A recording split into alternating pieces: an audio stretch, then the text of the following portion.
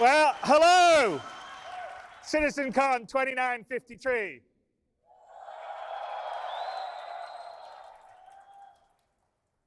It's really, really good to be back in front of all you guys in person after 4 years being shut away, doing it online.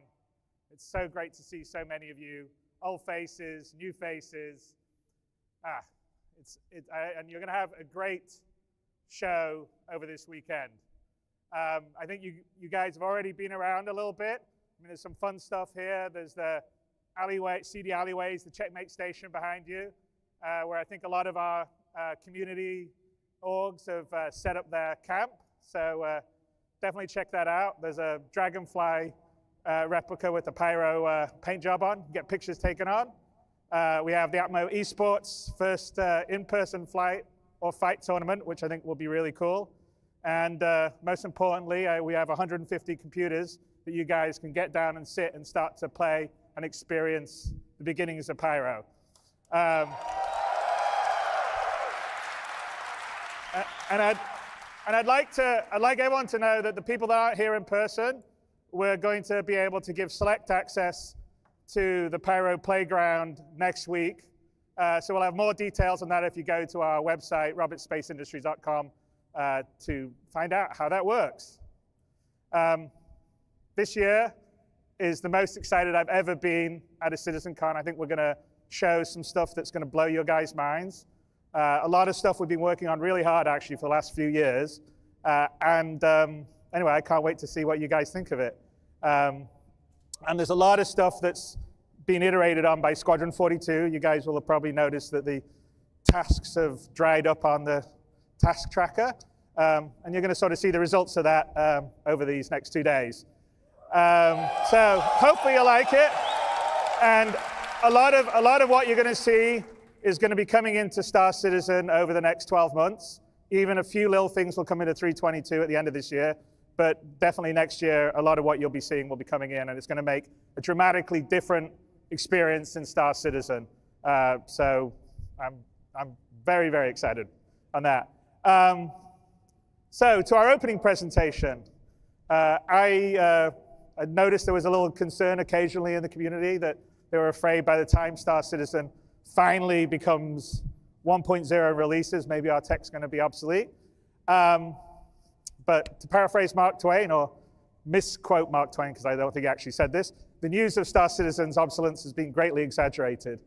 We're always going to be evolving and improving, taking advantage of new technology, even long after Star Citizen is out of alpha and we're at 1.0 and below and beyond. So, hang on. It's gone backwards now. It needs to, come back. There you go. Sorry. So we thought this CitizenCon would be a great place to share a lot of the tech we've been working on for the last couple of years. This presentation will be from our core technology group, which is what we formed our graphics and our online tech, audio tech, engine tech under, and they're responsible for building the tech and our engine that runs both Star Citizen and Squadron. And we're going to give you basically a session talking about some of the new stuff that's coming into the engine in the near future. But before I do that, we're going to run a little video here to remind ourselves just everything we have in Star Citizen and our tech does, because I think sometimes people don't realize everything that we can do all together. So let's run that video.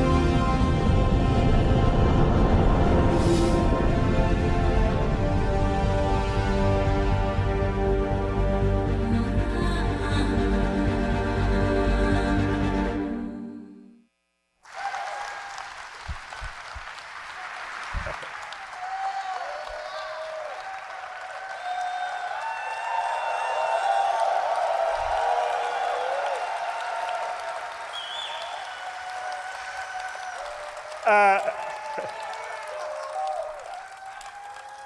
think that sequence holds the record for the longest spline in the history of computer games. I think we're close to 1 billion kilometers traveled during that whole sequence. So hats off to the engine team and supported by our cinematic artists that put it together. I also need to call out Pedro Camacho's music, which is always beautiful and sets the scene so well. And it's pretty stunning to think that hopefully from this video, and we're going to go into some of the new features later on in more detail, and you'll see actually better representations of some of the simulation that was happening there. But it's pretty amazing to think that all that happens inside the engine seamlessly without switching, loading screens, or anything else. You can go from down up close to a blade of grass all the way out, looking at a whole planet to moving to another star system. And that's actually one of the hardest things to do, especially when you do it at the scale we do online with that level of physical simulation, with hundreds of players, thousands of AI running around. It's hats off to our tech guys who are going to be coming up and talking about what they're doing.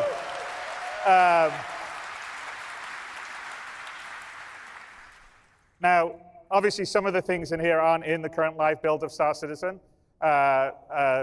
Like, for instance, at the very beginning, I don't know if you noticed the conductor with the hair blowing and the tails blowing. That's all simulated in real time, and we'll talk about it on the physics part of the upcoming speech. But I'm going to turn the stage over to the core technology group to talk about some of all this new tech that you just saw and go into more detail. And we'll be rolling into Star Citizen over the next 12 months or so. And some of it, like some of the new cloud stuff, will actually come in 3.22, which is great. But before I do this, I wanted to introduce Benoit Beausejour, who, as a lot of you know, Turbulent have been our long-term partners here in Star Citizen since the end of 2012. And they built our web platform and our digital distribution platform, and a few years ago started to help us on developing the game. We have almost about 100 game developers in Montreal, because Montreal is a great place for game developing talent. And this year we brought Turbulent into the fold of CIG, and they're now fully part of CIG. So this July they joined us, and Benoit, who is the Chief Technical Officer of Turbulent, has now become the Chief Technical Officer of Cloud Imperium. And along with him and Marc Boudet, who is the CEO of Turbulent, is now our head of global studios. They're strengthening our management team at CIG, and I'm really, really happy to have them. And I want to introduce Benoit to come to the stage, since he leads up the tech group, and he can give you a little setup of what we're going to be doing this year and going forward, and some of the new initiatives we're going to go. So Benoit, come up to the stage.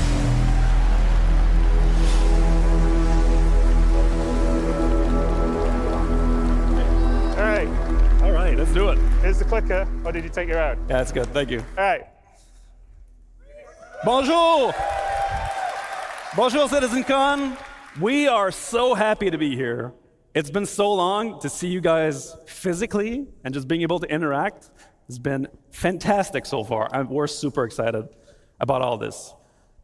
The video you just watched outlined a lot of features in the Star Engine. It's a reminder of what makes this game so special. It's a focus on fidelity. I said it. It's a focus on immersion.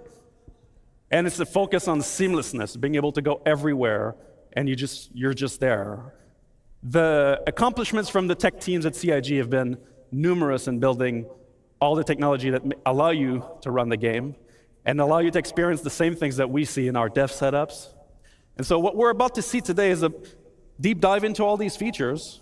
But first, I wanted to touch really quickly on this last year. We have launched persistence, or added persistence. It's been a rocky road this year, and I want to thank you guys for keeping on playing, giving us a hand, giving us good bug reports. It's been fantastic for us to improve the stability of the game, so thank you so much. You guys deserve a hand of applause. Thank you so much.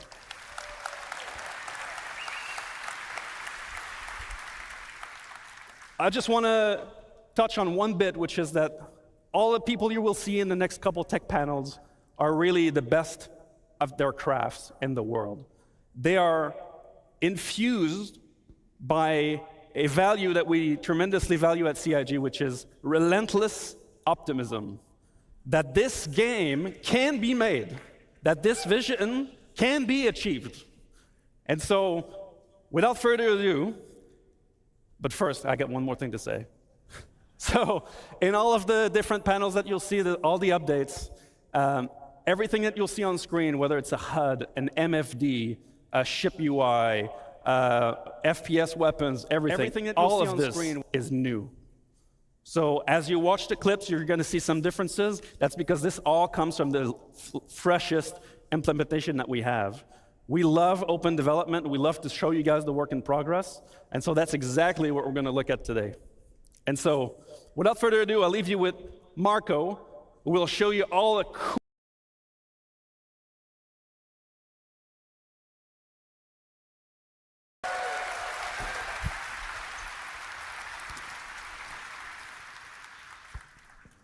Thanks, Benoit. Hello, I am Marco Corbetta, VP of Technology, and we're going to talk about Star Engine today. We have been developing Star Engine for many years with the goal of creating an online living universe.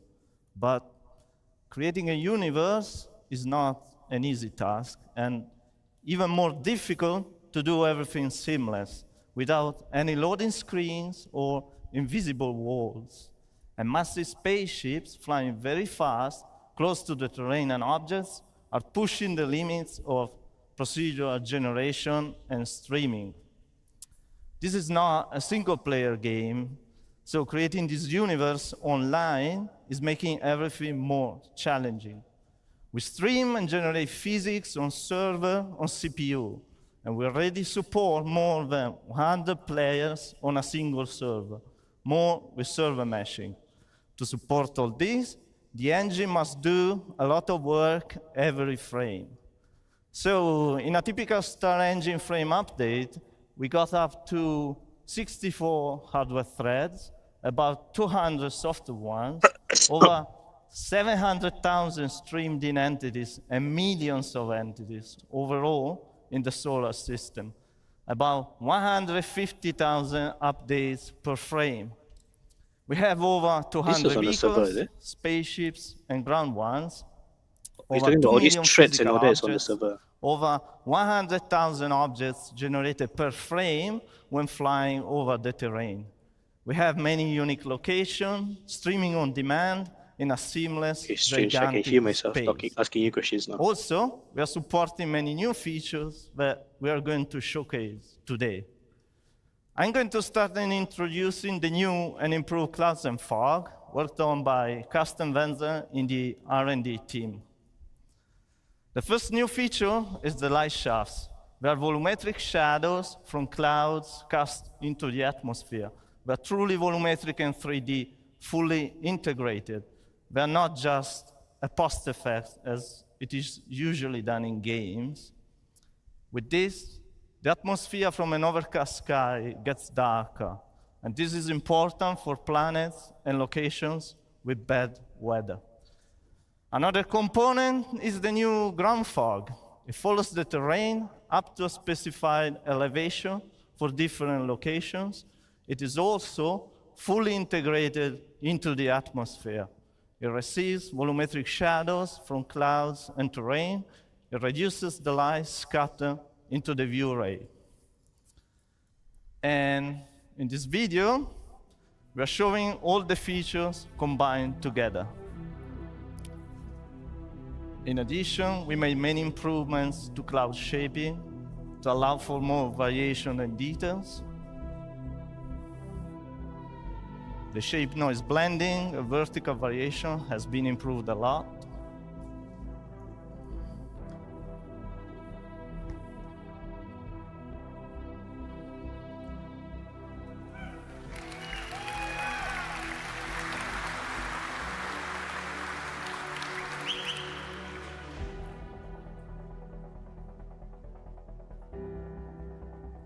Also, we made improvements to short and long distance read, and the tiling is less visible.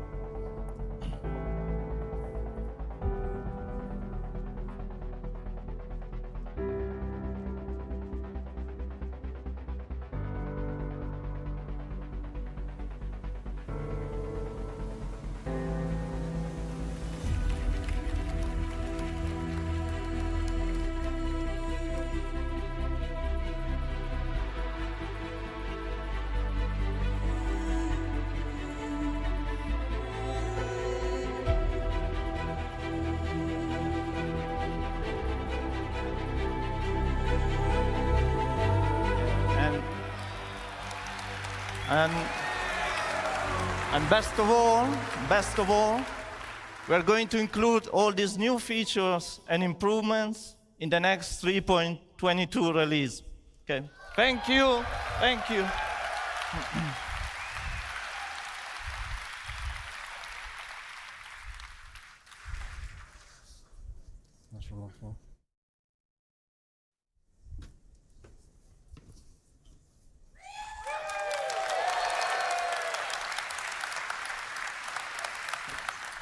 Hi, everyone.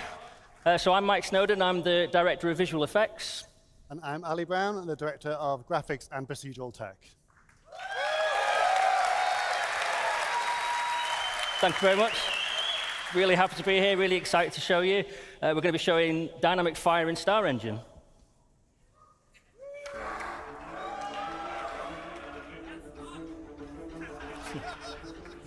So Dynamic Fire is a driver for gameplay in both FPS and multi-crew experiences. It creates emergent sandbox gameplay, and it can be used by designers to craft very dangerous scenarios for players. And as you can see from the video, it gets very intense.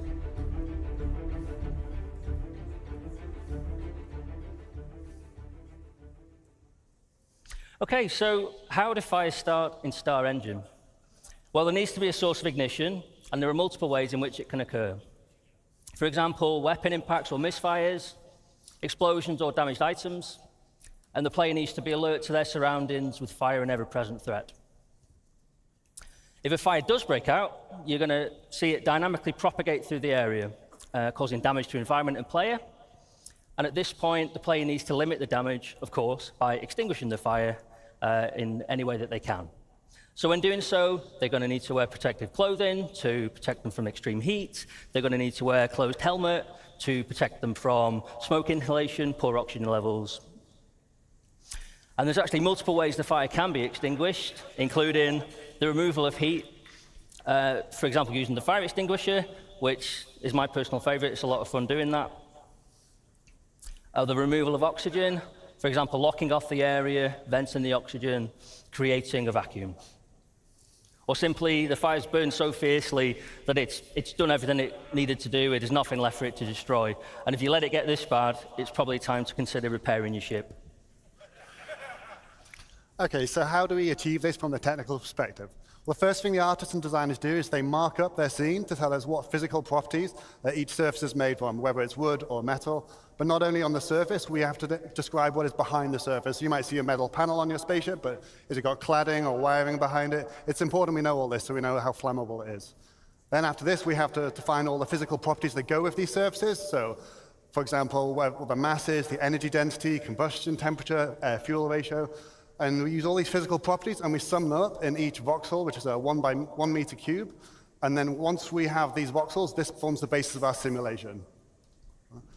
So then first thing we do is we look for sources of ignition, and then we're off. So here's our debug mode that shows us what's going on in the simulation, and is what we use to track it. And you can see these squares enlarging to show us where the fire is spreading. For each of these voxels, we're tracking the fire, the temperature, fuel remaining, the amount of smoke. And the fire is propagating via convection and radiation, which are both accurately simulated. And it's consuming the gases and producing the knock-on products as well as it goes. And because we're using a proper simulation, like Mike mentioned, when you vent a room, not only are you removing the oxygen and putting the fire out, but if the temperature remains the same, if oxygen is reintroduced, the fire will reignite and it will continue burning, just like it would in real life.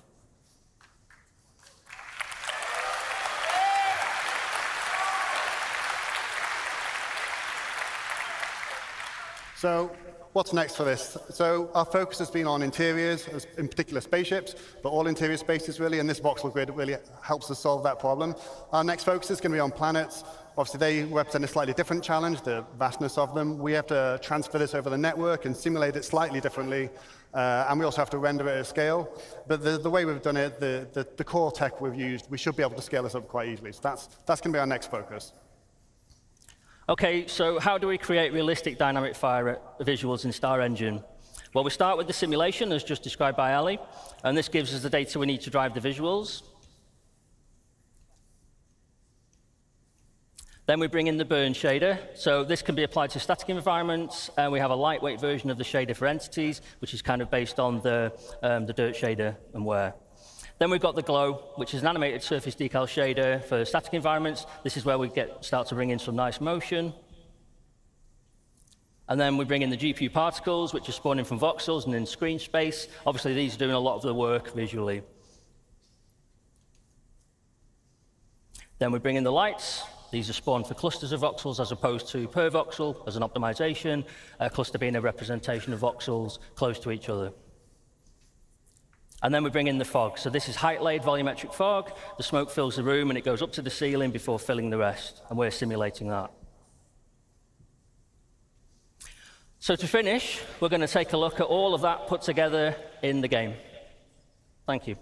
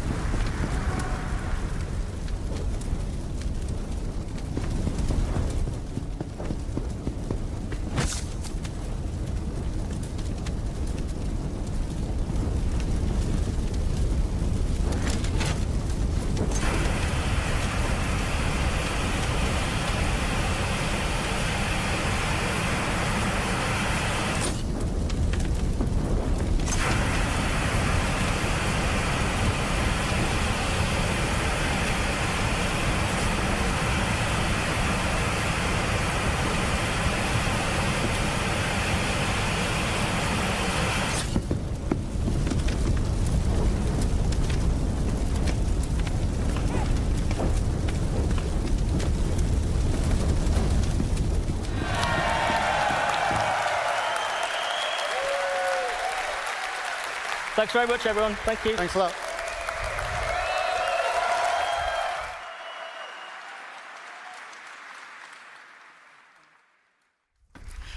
Hello, everyone. I'm Will Hain. I'm here to talk about water in Star Engine. So, water is a huge part of both of our games, Star Citizen, Squadron 42, and we wanted to give it a major upgrade. We were going to set 3 ideas that we wanted to impart on our water. We want it to look as good as possible, obviously. We want it to look realistic. We want it to be beautiful. We want it to be in motion constantly. It should always be moving and always be reacting to everything around it, whether that be players or objects or vehicles. And we wanted this to work on the whole scales of all of Star Citizen, all the way down from footprints in puddles to enormous ships crashing into the ocean. I'm going to talk about our updates to the water rendering first, and then we'll move on to that other stuff I discussed. So first of all, the water shaders, particularly the ocean and the river ones, were in dire need of a major upgrade. They were currently using a technique called deferred shading, which is really fast and fantastic for opaque objects, but does not translate well for transparent ones, which of course water is. So the first step that we made was to transition to forward shading. That allowed us to introduce more physically based techniques, such as proper lighting, reflection, and refraction. It allowed us to integrate the atmosphere properly into our water lighting setup. And it also meant that we could get more fun techniques, such as wave crest backlight scattering, as adding better foam rendering, which includes halftone blending, surface haze, and much more detailed bubbles on the individual bits of foam.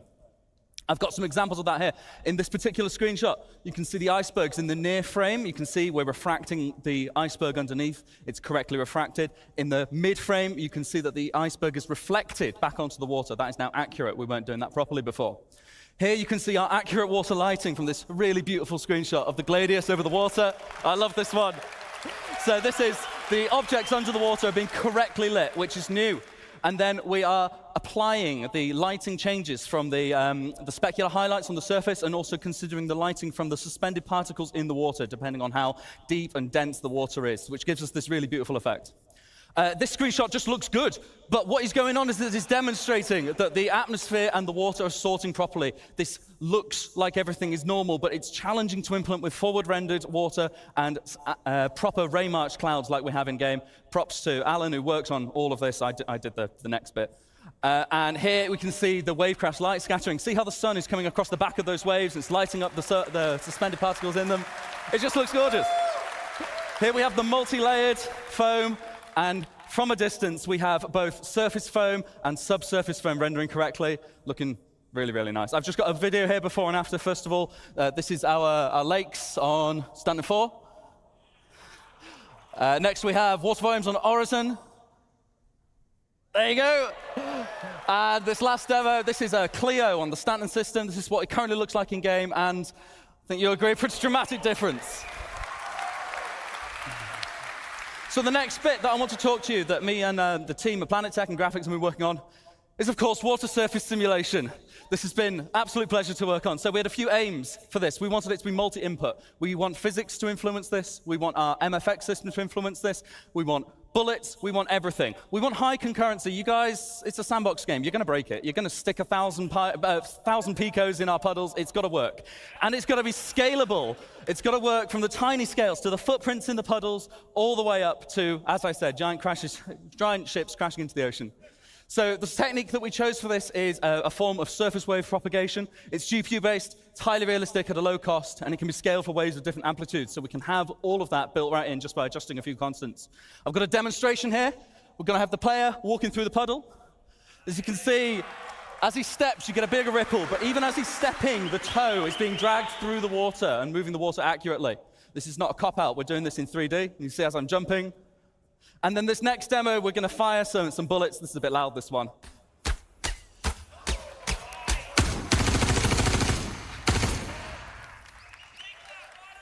Right, the one more thing that we had to look at. So it's all well and good, this working on a puddle, but Star Citizen is not made of puddles. It's made of oceanic planets. It's made of everything. We needed to make this multi-scale. So we wanted the water near and far, not just in a square around the camera. We wanted lots and lots at once. The solution we picked was a multi-region water sim. Now, this was really, really tricky to get right, but I really think we have now. This basically means that we can dynamically allocate all of the simulation regions depending on what is colliding where and what resolution we need at what parts of the screen. We can optimize this very heavily to make sure that you get what you want to see at the right time. We still need to get that information onto the water, though, and that's a bit trickier. So what we devised is yet another set of regions. Now, the regions are slightly different. The simulation regions need to happen wherever something is contacting the water, and that needs to happen regardless as to whether you can see it, because if there's a collision going on there, I look away, and then I look back. If it stops going and has to restart, that looks bad. Whereas the water, we only need to know the total result when it's actually in view. So we have these new regions which cover all water in view. And the beauty of this is that we can use this for multi-input and multi-output systems. Anything can influence our water, whether it be the simulation, whether it be weather, whether it be VFX. And then anything can be affected by water now. So the water rendering reads from this. But then we can also spawn VFX particles from wave crests. We can add screen space effects. We can have a line across your visor. We don't have this yet, but it's accurate to the displaced water in front of you. We've got this technology now, so we can use it to influence any of our work going forward.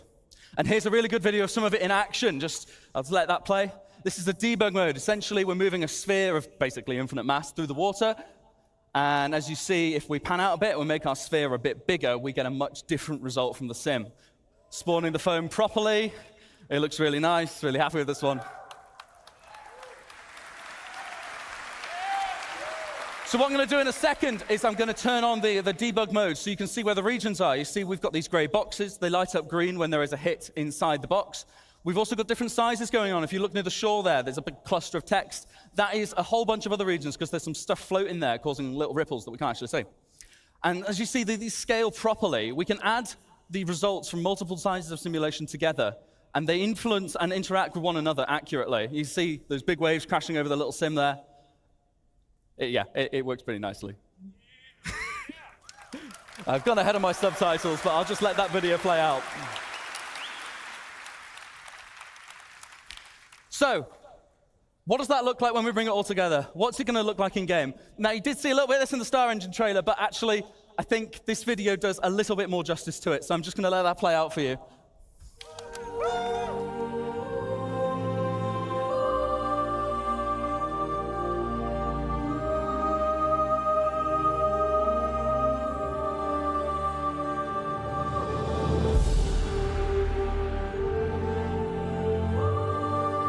Forward in a second, you're going to see the wake start to happen behind us there.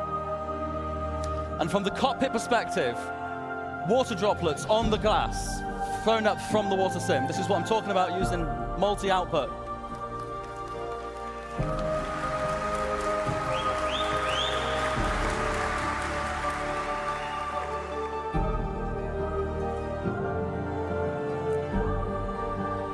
And that's us. Thank you so much, CitizenCon. Handing back over to Ali.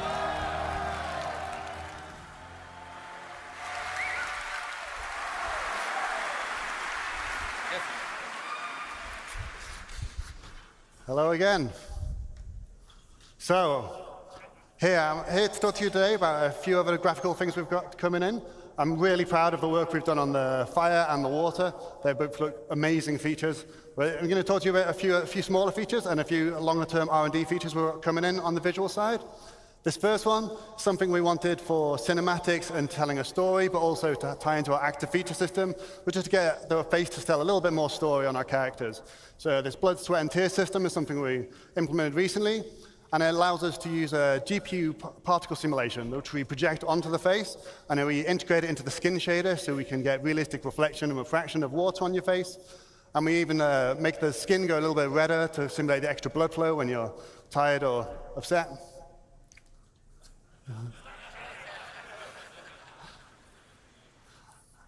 So none of this is a pre-canned animation. It's completely dynamic. We have complete control over everything. We can keyframe every single tear if we want to. And we can even simulate blood, like here.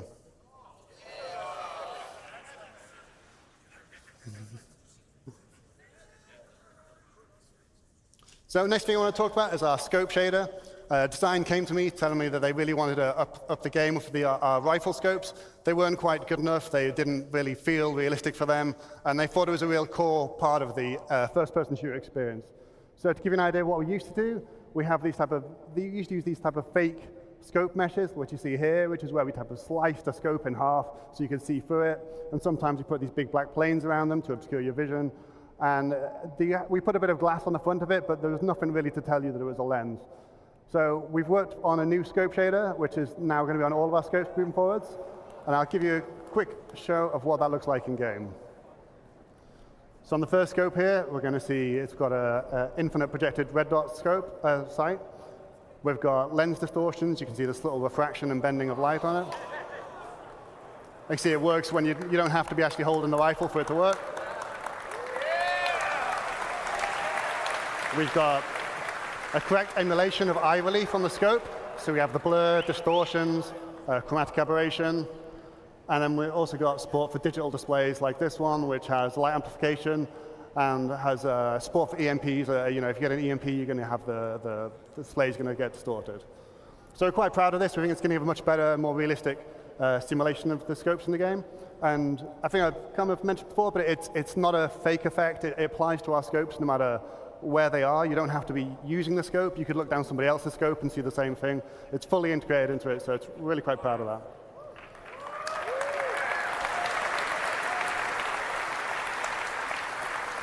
Next feature I want to talk about, hopefully if any of you have a HDR monitor and you've been playing 320, hopefully you've given a go of the HDR feature. We're really proud of this. It looks really good.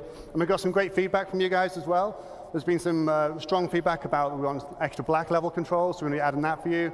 So make sure you can tweak the image exactly how you want. And there's a great user guide on Spectrum as well if you want to know how to get the best out of it, because it's not always a straightforward tech to get the best out of. Just to give you an insight how this works, we've got something called the Unified Tone Mapping Curve. And this is the process where we map the real-life colors of real-life intensities of light onto what your monitor can display. And rather than having an SDR mode and HDR mode, we have like a smooth system where we can blend between SDR and HDR depending on the peak brightness of your monitor. We also pay a lot of attention to make sure we preserve the colors and the hues to keep an accurate image for the artist, and especially for skin tones. We don't want them turning red or white or doing anything bizarre. Just one thing to mention, we've got some content adjustments that will be ongoing. We've got a lot of content in Star Citizen. It takes a little bit of time to make sure we balance everything so it doesn't look too dim or look like a supernova.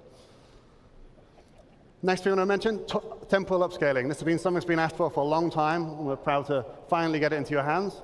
We've got 3 different techniques we're going to be implementing. We've got CIGs. We've got our own temporal super resolution solution called TSR. We've got AMD's Fidelity FX Super Resolution 2, and we've got NVIDIA's DLSS 2 as well.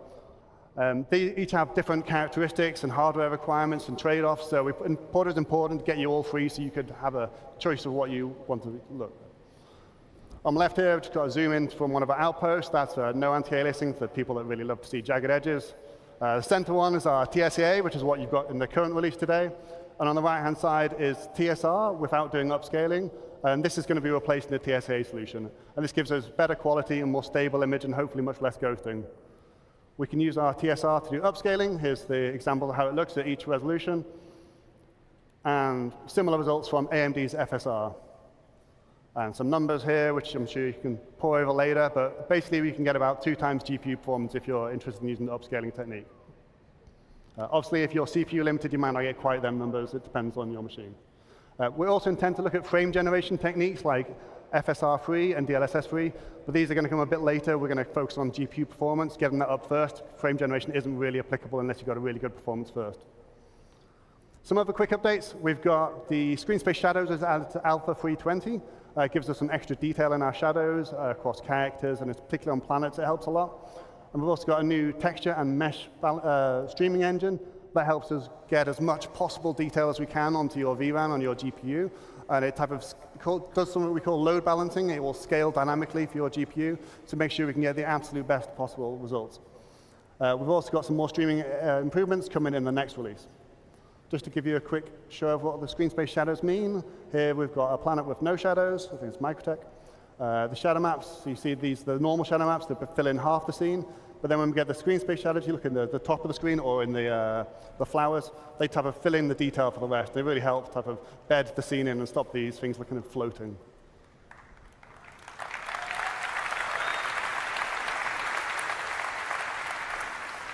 Next up, I just want to talk about planets for a little bit. It's something I get asked about a lot of what's happening next with planets. So we've got quite a lot of R&D in progress. First thing, we've got 2 new pieces of tech being started recently. First is virtual terrain texturing. It's quite a technical detail, but what this means for you is we're hopefully going to get much less popping or no popping at all. And we're going to achieve this by moving all the calculations to the GPU. And we'll be reusing the same type of patch-based system that Will talked about in his water presentation. And it should give you major CPU savings as well. So we're quite looking forward to getting this in. Another benefit is that it's going to give us the ability to add more complicated logic on, so we can type of do more diverse and interesting terrain, like things like, you know, we don't have beaches at the moment. We'll be able to achieve that. And there's other similar things where, based on the local conditions, we're able to do more advanced decision making. Next thing we want to look at, which is probably the thing we asked about the most, is our scattering system, which is what's responsible for putting all the trees and the rocks down in the world. We're going to, again, move this to 100% to the GPU, and that should let us have vastly longer draw distances right up until the horizon and much better performance. So we'll finally get rid of the dreaded pop of trees coming in for you. We also have to integrate it with our harvestable system, the resource system, and the awesome fire system you just saw a minute ago. Another point is it's going to be a hierarchical-based system, which what that means is we'll be able to use nearby vegetation or rocks to influence what other vegetation and rocks can grow or will show up. And this lets us produce much more complicated rule sets, so we can do things like have a tree that maybe underneath it doesn't have any grass, or maybe certain trees come together in clumps. And we'll get a much more natural distribution of vegetation. And final thing we want for planets is we want to be able to build them much easier, much faster, and we want to make sure they are truly unique. At the moment, our planets are unique. However, they are built from type of tile sets, like pre-built things that get mixed and matched together and blended in complicated ways so that you don't see the repetition. But it's not truly unique, not in the same way that the Grand Canyon might be, or the River Nile, or Mount Everest. And that's what we want. So to get that, we need to replicate the complicated natural processes on Earth, like geology, climate, erosion, and these things aren't trivial. So we've got 3 options. We've got offline tools, Houdini, TerraGen, things like this. We could simulate all these processes in the engine. But we've started some R&D a few months ago on whether we can use machine learning to do some of this. So just to give you a quick idea of how that would work, or how it could work, if you just start with some random input here, it's just like some noise. We run it through a temporary simulation, so we can type of get a more reasonable approximation of simulation at different altitudes and latitudes on Earth. And then what we do is we categorize all this into different biomes. So based on the temperature and moisture, you'd find out what is a desert, what is a forest. And this part is crucial. So this is the input for our machine learning algorithm. We could come up with this image any other way. You could hand paint it as an artist, or we could just randomize the noise to get a different set of images. And then what we do is we take the large data sets we already have from Earth, from Mars, and from the Moon, and we train it on exactly the same distribution, so biomes, so forests, grasslands, and things like this. And by training it on exactly the type of data we get in reality, we can take this and then push just that, and then we can get these lovely height maps out of it that tell us a really realistic distribution. You can see here, this is a height map, so the black areas are low. You can see all the little rivers and valleys, and this had 0 art input aside from this image, which is a very nice result. It's early days. This is based on something called a custom diffusion neural network. It's, like I said, it's pre-trained on Earth data, and it's been built up in patches so that it just doesn't become too expensive to build. And the little circular patches get added together, and to avoid any seams in the image. And just to help you visualize it, I've just put some colorization on it to show you where snow and beaches might be, and just wrapped it around a planet to give you a better sense so it doesn't look quite so abstract. Yeah, but this is very early days, this stuff, but we're hopeful this will be helping the future of how we build planets quickly and efficiently. Thank you.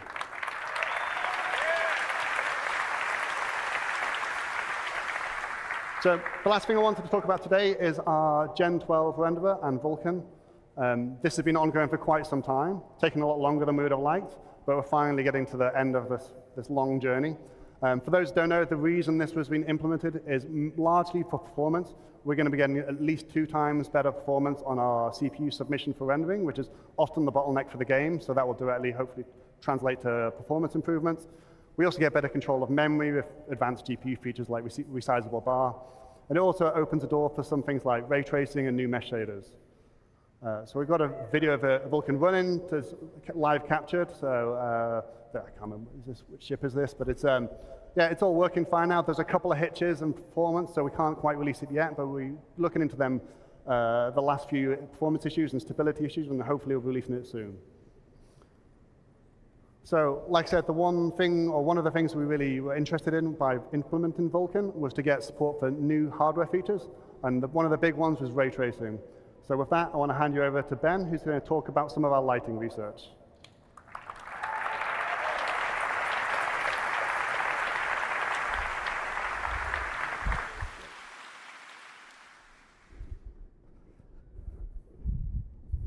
Hi, I'm Ben Parry, and this is Global Illumination.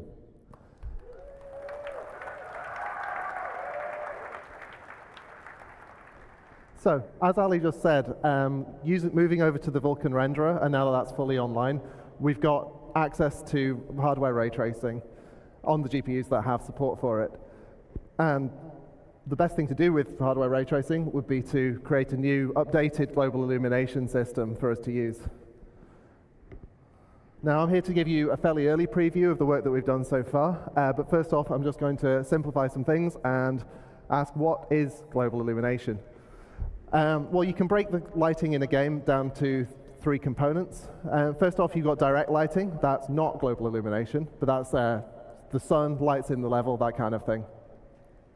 Next up, you've got diffuse global illumination. Now that's like a whole hemisphere, like a soft lighting that affects that takes from the entire scene and lights up the pixel.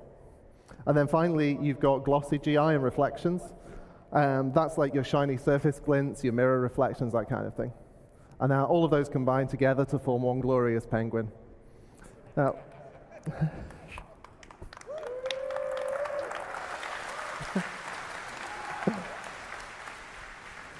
now for the rest of this presentation, we're specifically talking about this guy, the diffuse penguin.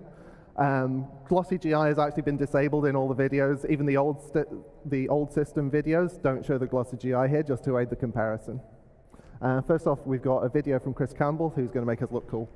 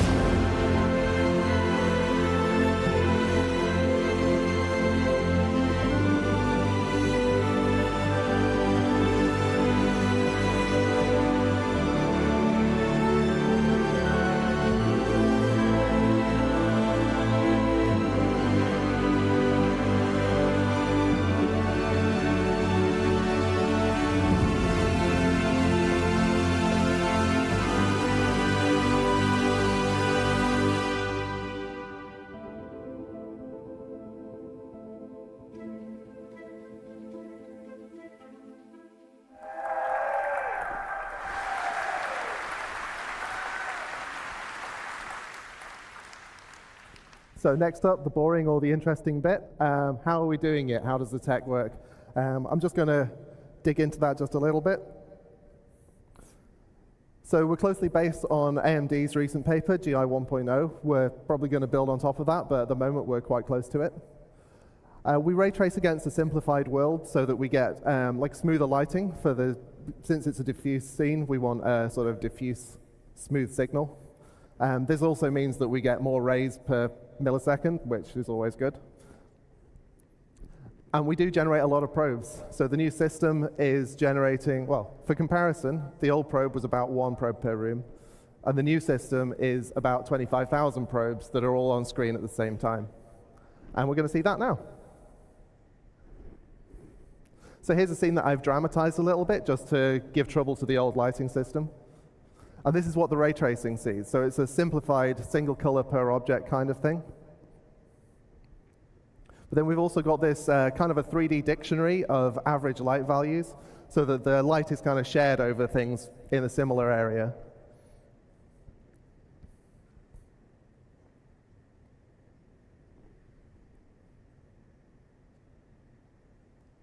So going back to the scene, this is the old system. So you'd render a single image from the center of the room, blur it, and then slap it onto the entire scene.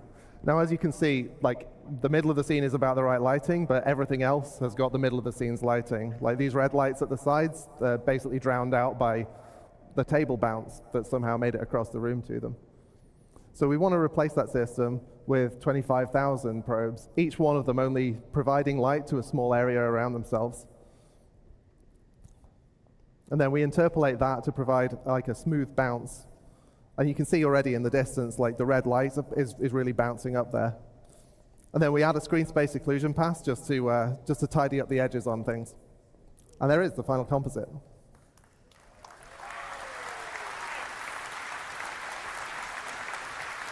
Nice. So what else does it do?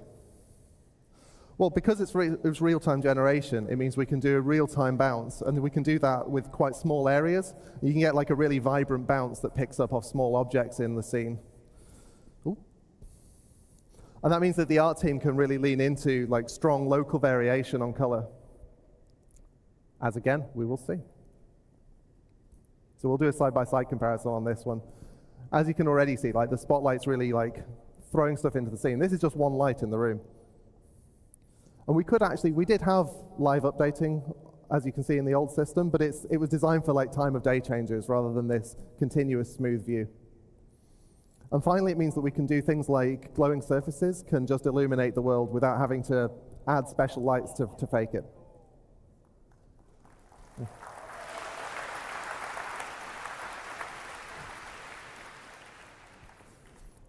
So yeah, there's two really common cases in Star Citizen particularly that this is going to help with. First off, cockpit brightness. We capture at the moment the at the moment we capture that cockpit probe in a setup scene, and then we don't update it as you're flying around. So you're not going to get the sky color in, and you're not going to get the ground color in. And then we've got the opposite problem that I don't have a picture for this, but cargo bays sometimes they're light. You land somewhere dark, you open up the doors, and now you've just got this weird little light room with nothing spilling out of it. So again, let's have a video. Oh yeah, so this is the old system. The sun's working, but you can see there's no sky, there's no ground lighting. By the way, I've turned off a lot of the cockpit lights so that you can see this. And then in the new one, you can already see the skylight is kind of helping a little, but then as you turn over, you get all the ground lighting.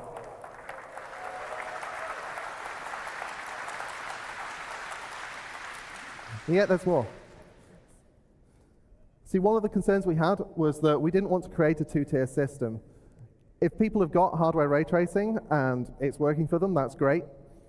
But you can't really have the art team optimizing what's seen for one type of lighting and then having to optimize it for another type of lighting and having to trade off decisions about the two of them. So what we've been experimenting with is trying to create a new low bar that's higher than the old low bar, as well as creating a new high bar. And the idea for this is basically to take that single room environment probe system that we have been using, update it so that we can do live relighting on that, and then to sort of slot that in where the ray tracing would be while still keeping all of the other stuff, like the 25,000 probes and all that kind of stuff. can look at the old system, and we kind of Frankenstein them together. So I'll show you what we've got so far for this. So this is just the old one and the new one so that you can see the problems. Like, just it's overly lit, let's be honest.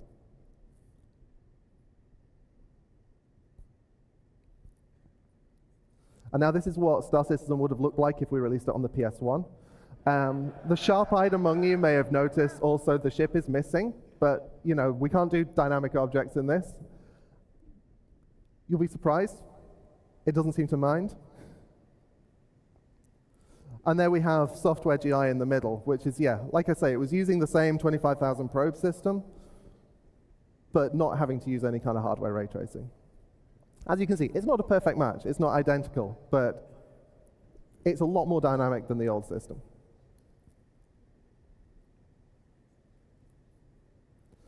And finally,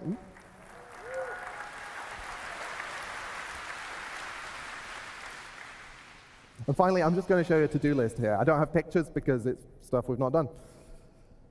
Glossy reflections. Obviously, we want to complete the picture, and for that, we need to handle glossy reflections. That's self-explanatory, really. I don't know what to say about that.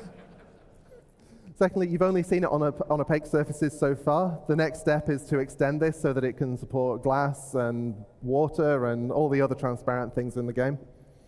And beyond that, we've obviously got fog, we've got other atmospherics. We want to expand GI to make sure that it affects everything smoothly and equally. And the final thing is a Star Citizen thing. We've got giant scenes, we've got a ridiculous scale on some things, and we've got plans to make sure that this GI extends to handle that full scale. Anyway, that's all I've got to tell you now. I've been Ben Parry. Next up, we've got Starcloth with Chris Rain.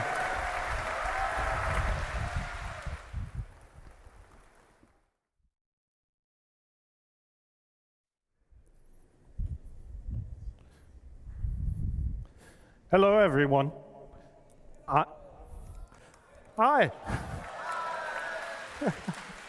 I am Chris Rain, and I would like to show you not one, not two, but 3 new physics of our physics engine. And I would like to start off by introducing Starcloth, our new character cloth simulation with a short video.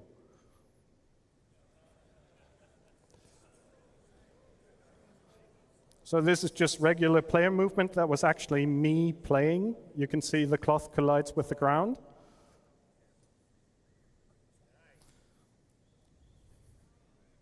You can see multiple layers of cloth that do not interpenetrate. Cloth gets influenced from wind and has accurate collisions with the player's body.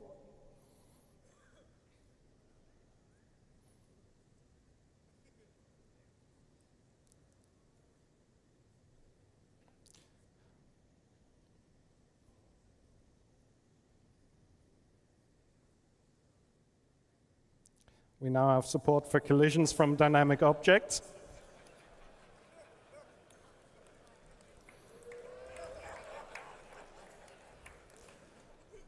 You can play football in any outfit.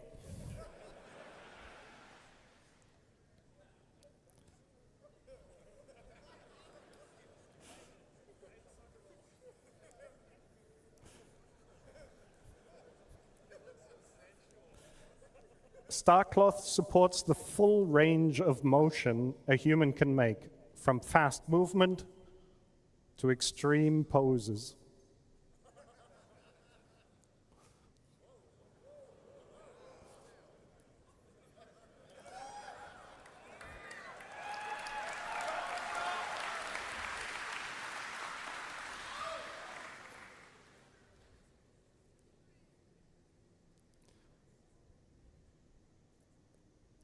Starcloth is designed to be a first-class member of our physics engine. It interacts with everything we have to offer, from character movement over forces like wind, thruster backwash, explosion, to projectile impacts and collisions.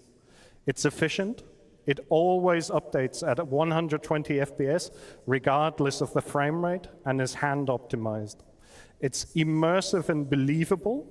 It's a realistic simulation based on physical properties. It's high fidelity, high quality. We want to raise the bar with this.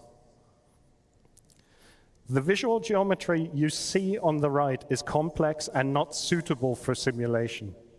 The visual geometry is made with visual quality in mind, and that does not translate well to simulation. So we decided to add the ability to use bespoke meshes that are made to simulate well and let their movement then deform the visual geometry.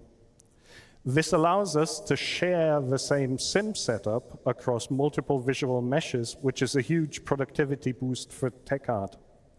We can seamlessly blend the simulation on and off, so we can disable the simulation at a distance. Back to the football. Everything that is dynamically simulated is able to interact with the cloth, from ships, over crates, boxes, and even footballs. We ensured that the collisions are accurate and believable. As you can see in the image, the football parts both layers of the gown. The cloth itself supports self-collisions, which means it will create folds and wrinkles, but not interpenetrate itself or other layers of cloth. The same applies to the static environment as well. The cloth will drape itself around the environment, so brushing up against objects will result in the behavior you expect. We added tapered capsules to improve collision detection accuracy. A tapered capsule is a capsule which has two different radii at the endpoints. Human anatomy is complex, and we need to accurately represent it for collisions. The traditional capsules we use on our ragdolls lead to jumps in the collision surface. Now, notice how there is a jump between the elbow and the lower arm, and another jump where the forearm connects to the hands. These jumps pose significant problems for our cloth simulation. If you look at the upper torso, you can see the collision proxies are actually completely hiding the cloth, and they're essentially completely useless. So now notice the difference on the same body represented with tapered capsules. We can now faithfully represent the hips, legs, and arms of the character. An additional benefit of tapered capsules is that the collision detection is significantly faster than with regular capsules. Currently, we're only using them for cloth collision detection, but in the end, we'd like to use them for everything. We simulate the cloth always at 120 FPS or 120 Hertz, regardless at which update rate the game is running at. We do this to be faithfully able to detect collisions with a fast-moving character. As we're simulating at a higher rate than the game updates, we have to interpolate the joint positions between updates we get from the game. At each simulation step, we perform collision detection, simulation, and update the cloth sim cage.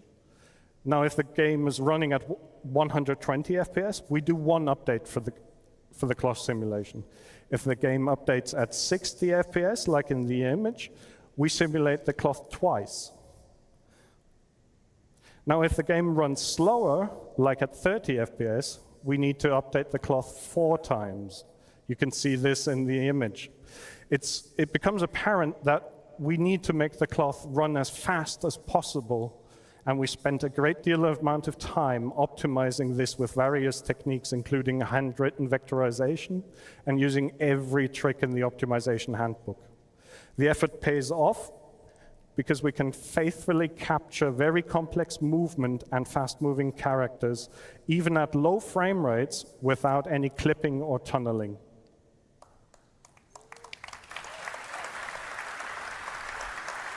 Thank you.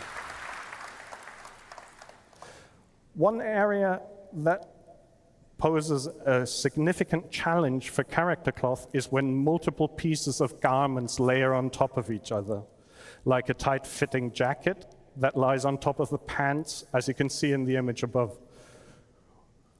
This is a very difficult region to simulate properly because you don't have much space and the simulation collisions have to be absolutely accurate.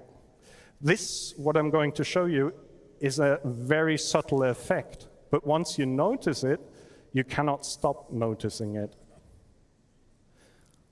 I want to focus your attention to the waist region of the character.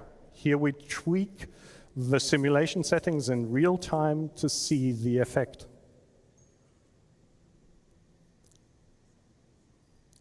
Here you see a rendering with a high fidelity cloth disabled. And here the same scene with it enabled.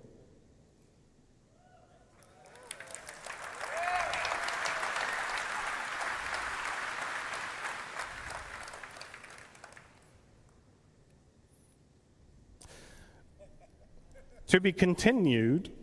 Tomorrow, much more can be seen about Starcloth in the character advancement panel. Be sure not to miss out. Thank you. So, next up, Starhair. Currently, we have the ability to simulate the effect of moving hair with joints that are essentially simulated pendulums.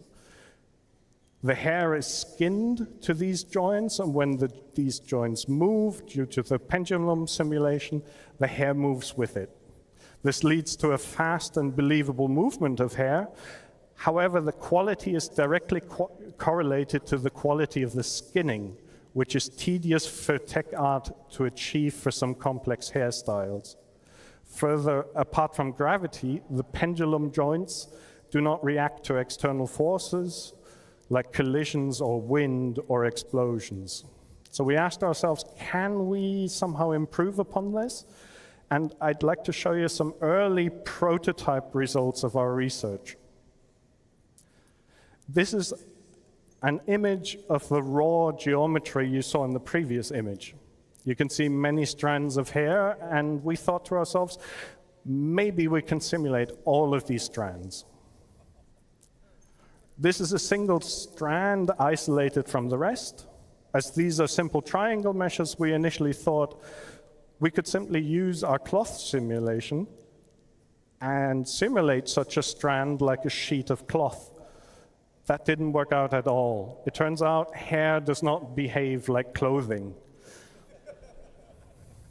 Also, the sheer number of strands and their individual triangles and vertices are simply too much to simulate efficiently, even for our highly optimized cloth engines. We realized then that our artists are actually using splines to create these strands. And a spline is a smooth curve or line through space. You could see that in yellow. And we thought maybe we can just simulate these. They're much simpler. And hair simulations need to be able to maintain the original hairstyle. You cannot have the hair simulation change the visual appearance of a character. One of the reasons why using the cloth simulation for hair did not work out at all is that the cloth only simulates vertices, and they have no concept of orientation. So you do not know how the next segment has bent in relation to your current segment. In other words, you cannot easily simulate twist with vertices alone. For splines, however, that is very easy to do. So all of this together allows us to simulate the strands according to the theory of Cossarat rods. A Cossarat rod allows you to model the behavior of slender one-dimensional rods, exactly what our splines are, and simulate bend, twist, stretch, and shear, exactly what we need. Hair also needs exact collision detection to not intersect with the head, the ears, the cheeks, the jaw region. The video I'm about to show you is some very early prototype footage of how such a simulation actually looks like.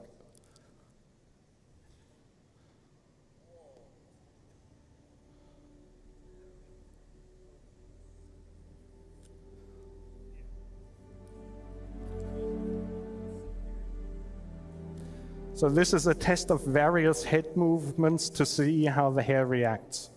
Hair simulation is one of the hardest things to simulate, especially in a real-time context, and very tricky to get right. We're actually simulating all the hair strands.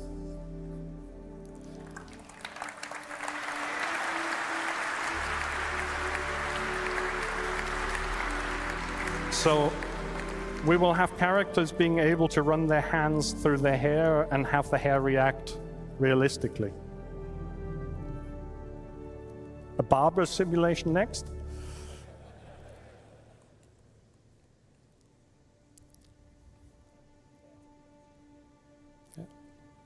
Actually, being a bald man, this was a very touching moment for me when I made this video. Thank you. Thank you.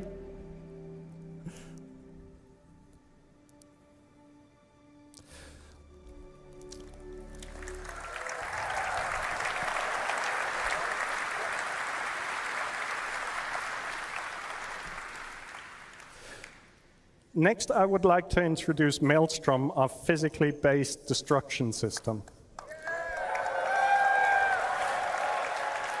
And I would like to do that with a video that I believe speaks for itself.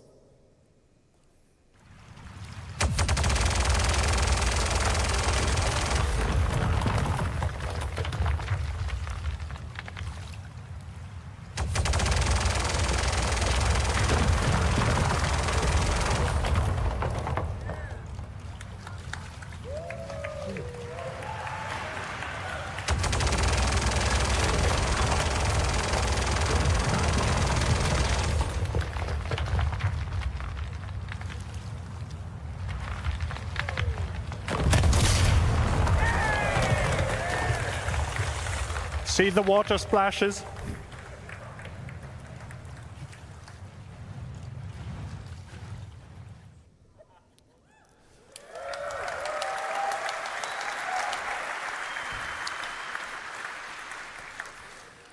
We want players' intuitive prediction of the effect a weapon or a collision has to actually happen in the engine or in the game.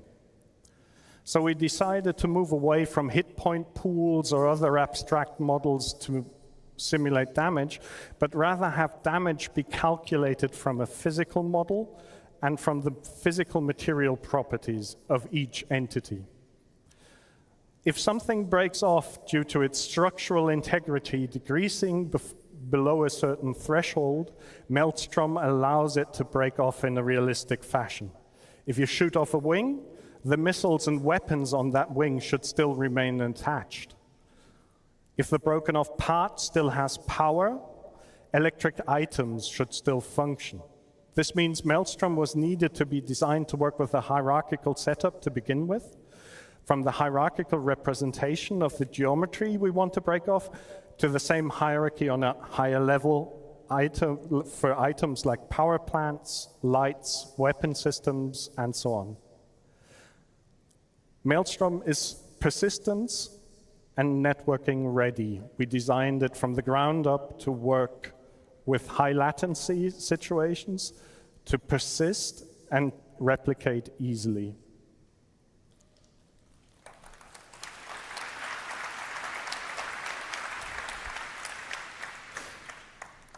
To achieve all this, we gave each physical geometry instance an identifier to be able to uniquely identify it within the universe. So your Gladius wing is your Gladius wing. We added physical material and damage properties that can now be replicated across the network. One of them, and that's the most important one, we call integrity. And this determines how much structural or internal integrity a physical geometry has. Integrity is modified from dissipating, or rather absorbing, energy from kinetic impacts or energy weapons, and also in the future from absorbing energy from external factors like extreme temperature or fire, as you've seen before. We also track which physical part or geometry belongs to which visual geometry and which high-level entity. So if the structural or internal integrity collapses, we know which visual geometry is affected and which item might be affected as well. So a power plant will cease to emit power or implode, explode. A weapon will cease to fire, and so on. To make things break apart, we create what we call breakable clusters. A breakable cluster is a set of physical geometry, the visual geometry, and the entities on top that can break off. Between breakable clusters, we create abstract cantilever beams to be able to model stress and strain. I'll go into more detail in that in a bit. Breakable clusters are hierarchical. They mirror the hierarchy of all attached entities involved. They also embed the hierarchy of all animated joints. And they also embed the hierarchy of all physical geometries.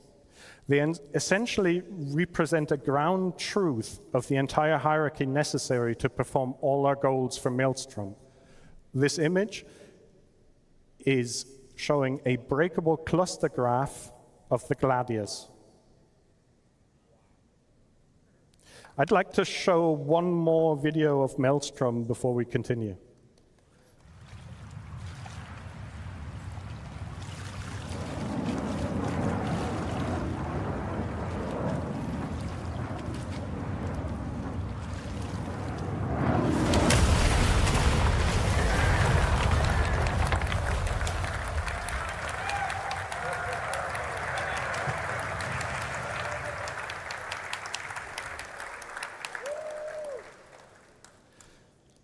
We needed to find a good way to easily and efficiently determine when a breakable cluster breaks.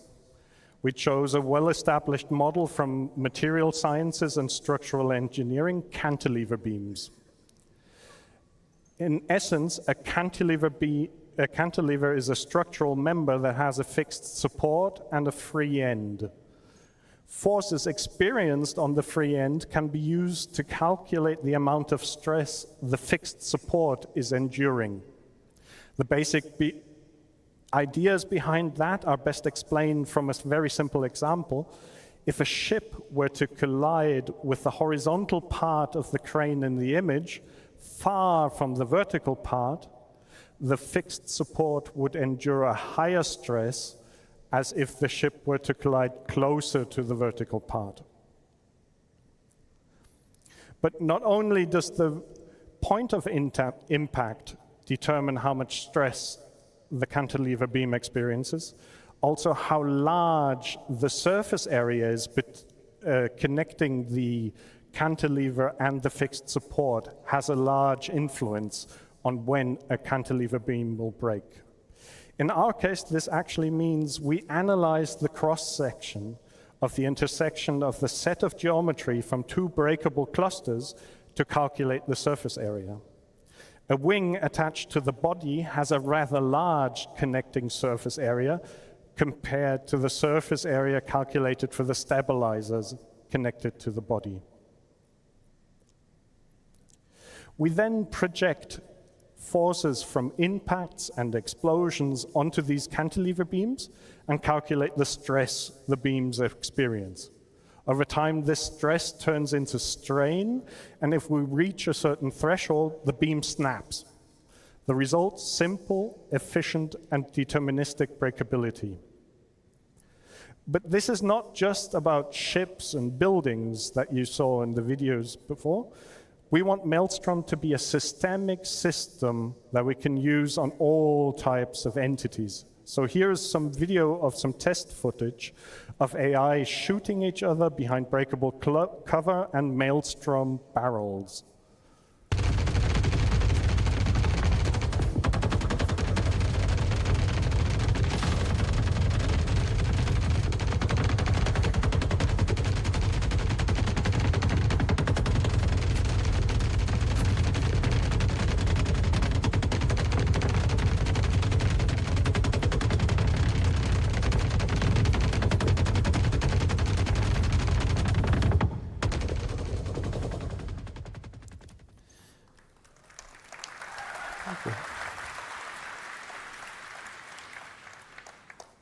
Physical material properties influence damage and breaking and have a direct influence to how things break and fracture. To achieve this, we added various properties: density, yield strength, resilience, thickness, toughness, Young's modulus. And this is more or less what I wanted to talk about Maelstrom, but I don't want to leave without showing one more video of what carnage Maelstrom can create.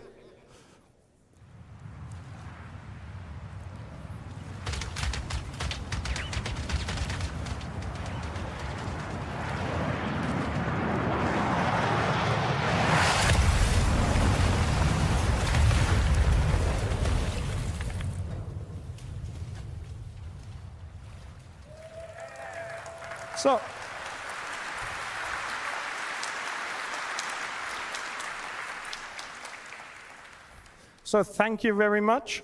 And with that, I'd like to hand over to Benoit.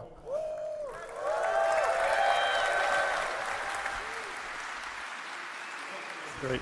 Thank you. All right. I am not this person, but I'm filling in with him. So far, I mean, you guys think this is going to change your game up to now? All these new features? Hell yeah. Okay.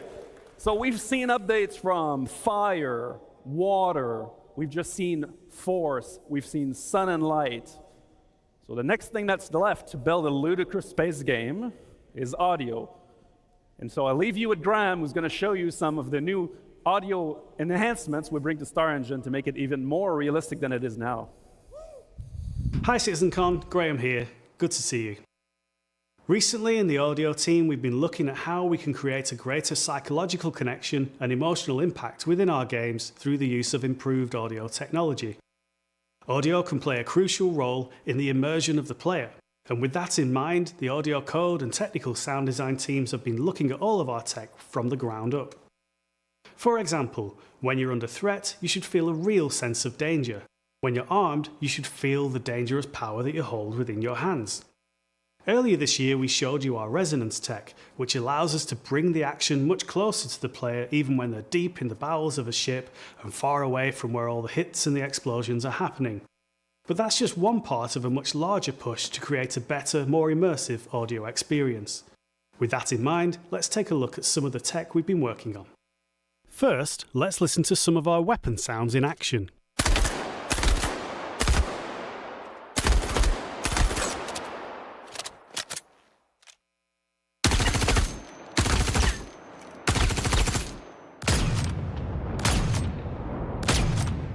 They're a great simulation, but we wanted to take them further and express the sound pressure, the forces being exerted. Our new in-house audio effects, particularly the multiband compressor, tuned by our sound designers, give us this result.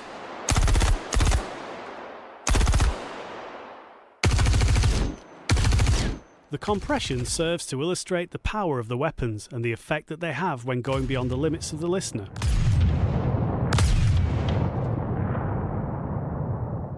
Let's show you the same audio effects applied to the ship weapons, taking us from this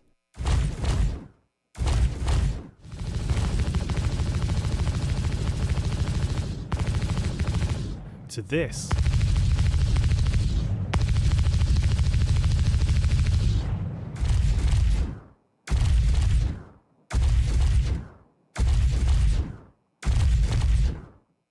But it's not just about feeling powerful. Changes in audio can create a sense of danger, of being out on your own and under threat. Here's an example of ship combat.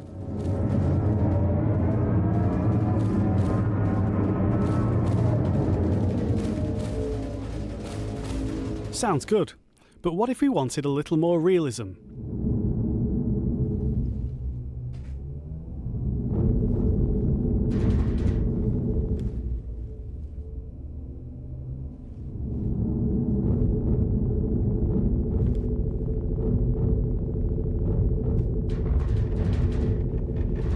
The audio propagation tech that we've been rolling out makes it easier to change the soundscape in real time, and a nice use of that technology is to provide a more realistic option.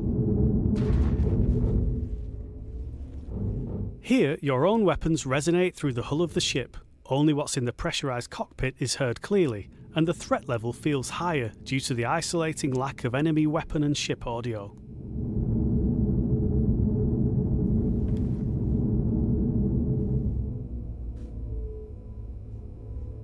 Making these changes creates space in the audio, both spectrally and temporally, making impacts seem bigger, more damaging, more of a problem for the player. This realistic mode isn't limited to the flight experience, it's applied appropriately to the game as a whole.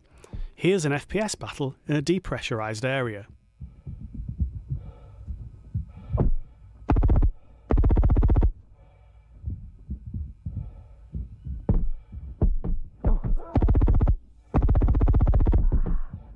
With realistic mode, we get that sense of isolation again, giving the location a different colour and adding variety to the audio experience.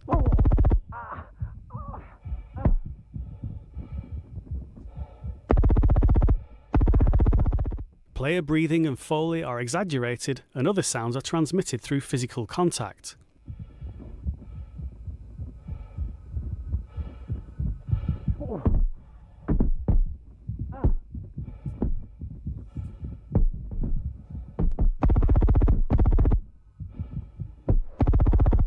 That's all from us for now. We look forward to getting these new audio features into your hands.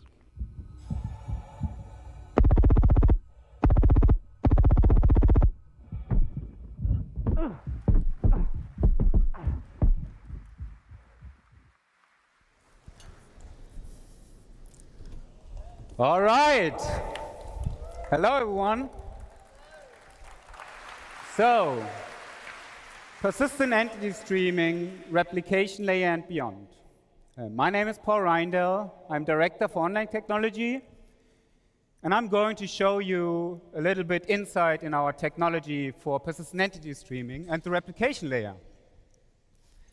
I thought about what's the best way to show you something about that tech. And I thought about putting some technical drawings on the slides, or maybe show video, like we did 2 years ago. But really, the best way to show you how persistent entity streaming works is to give you a live demonstration. And that's what I'm going to do. All right.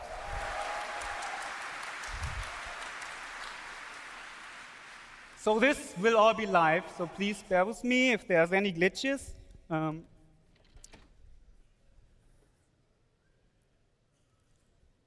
So let's keep this rolling. I think I'm supposed to press the button. No, it's already switched. Before we start, a little bit, I just give you a little bit an overview what you see here. Let me set up everything.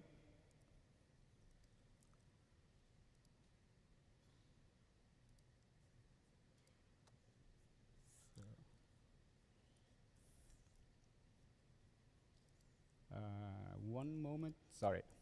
So on this left side, you will see my client window.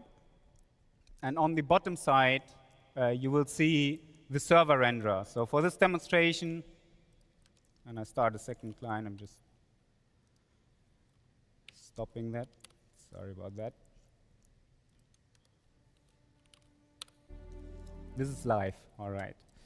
So again, on this side, you see the client. And he just logged out because I started a second client. So let's do this again. One more time. On this side, you see the server renderer, which is currently, it has nothing streamed in. I'm showing a small demonstration level. And on this side, you see the entity graph, which is our online database. That's powering what you see in persistent entity streaming, what you play since 3.18. And I also have some metrics on the screen which shows the entity graph worker, the requests per minute, per second, the mutations, and you also will see entities created and destroyed once I do that. All right, so let's wait for my client to come up and join this level. So the first thing that will happen when I join this level, you will see on that server everything streams in, and my client gets connected and also streams in everything on the client view. What would happen on the behind the scenes is that my player just got unstowed into that shard, and we at real time created everything for this player. So you will see his body is attached to the player. You will see his mobi-glass, his head with all his customizations, his undersuit, and then all his customizations as well on the undersuit. What you also see is that this player just got unstowed and attached to a static zone object container. And this is how our zone system works.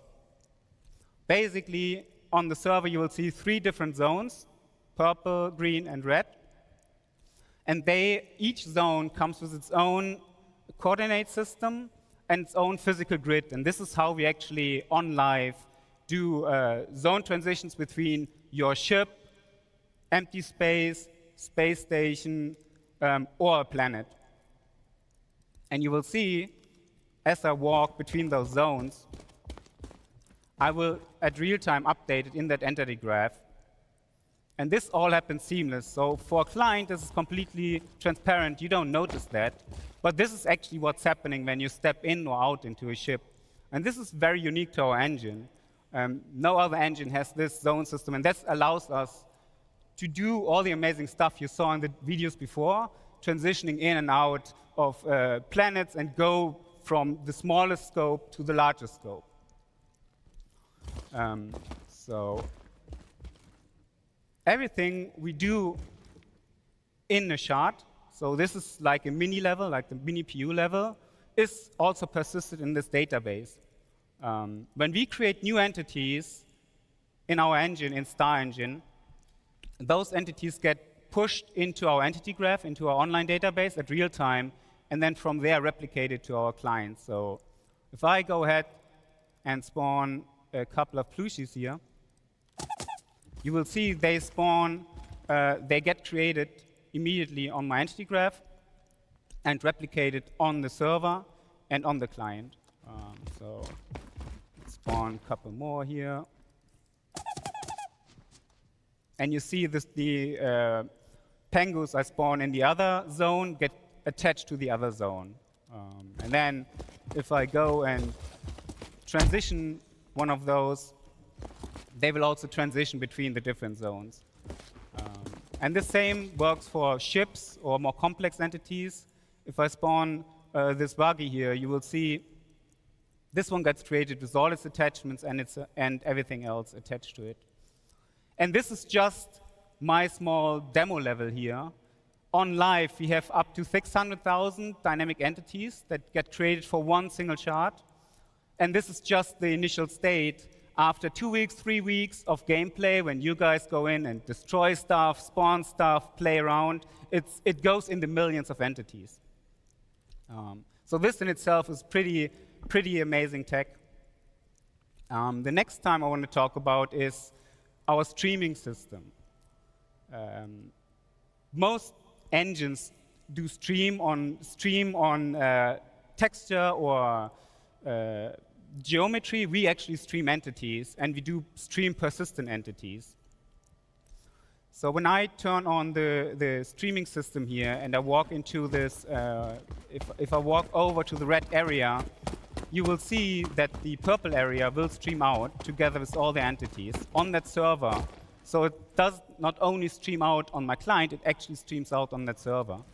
And when I come back in the green zone, that purple zone streams back in with all the entities in there with their full persistent state. So now I have a second player join. Benoit is going to join me. So Ben, if you want to join, okay, I think we see him over there. Hey, Ben. Sorry. Nice. All right, I'm going to spawn a couple more penguins here. Because the next thing I want to talk about is new technology we are right now developing, and we are about to put on the tech preview for you to play. And this is actually the replication layer split. And that's the big next step in our great vision, obviously, as you might know.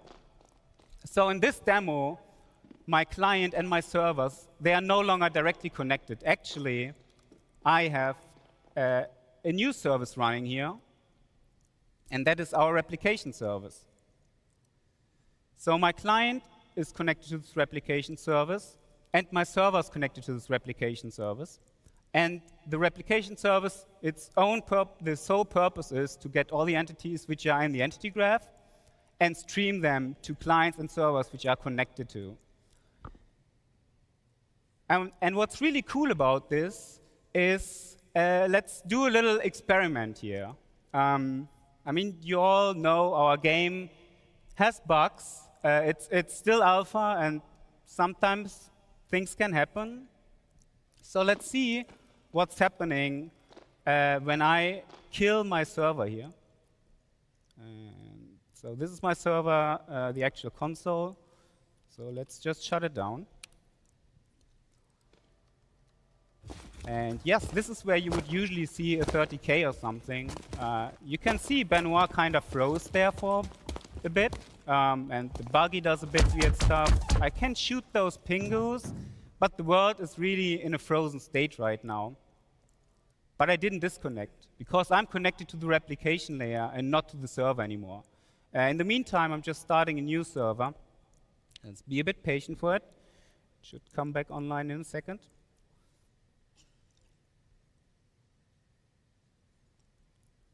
And as you can see, now that the server came back, it restored the state.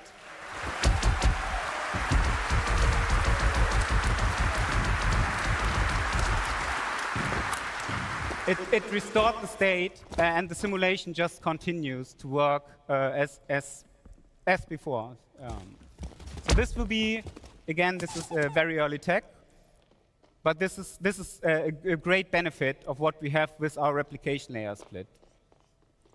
But there's one more thing.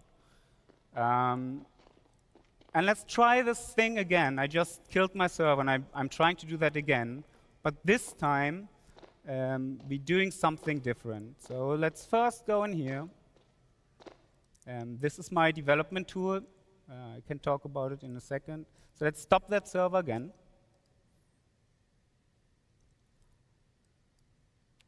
And restart.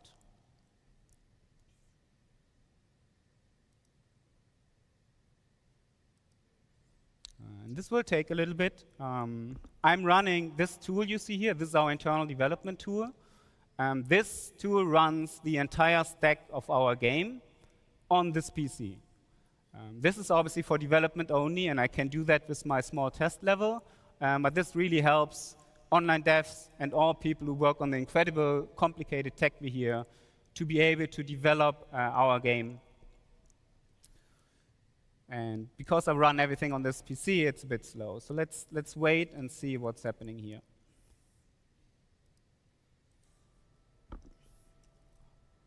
All right. Simulation continues. I can see Ben moving again. Hey, Ben. However, what just happened? Well, as you can see on my screen, I no longer have one server connected. I have 3 servers connected to this replication layer. So what you guys see here, this is the very first version of a working server mesh.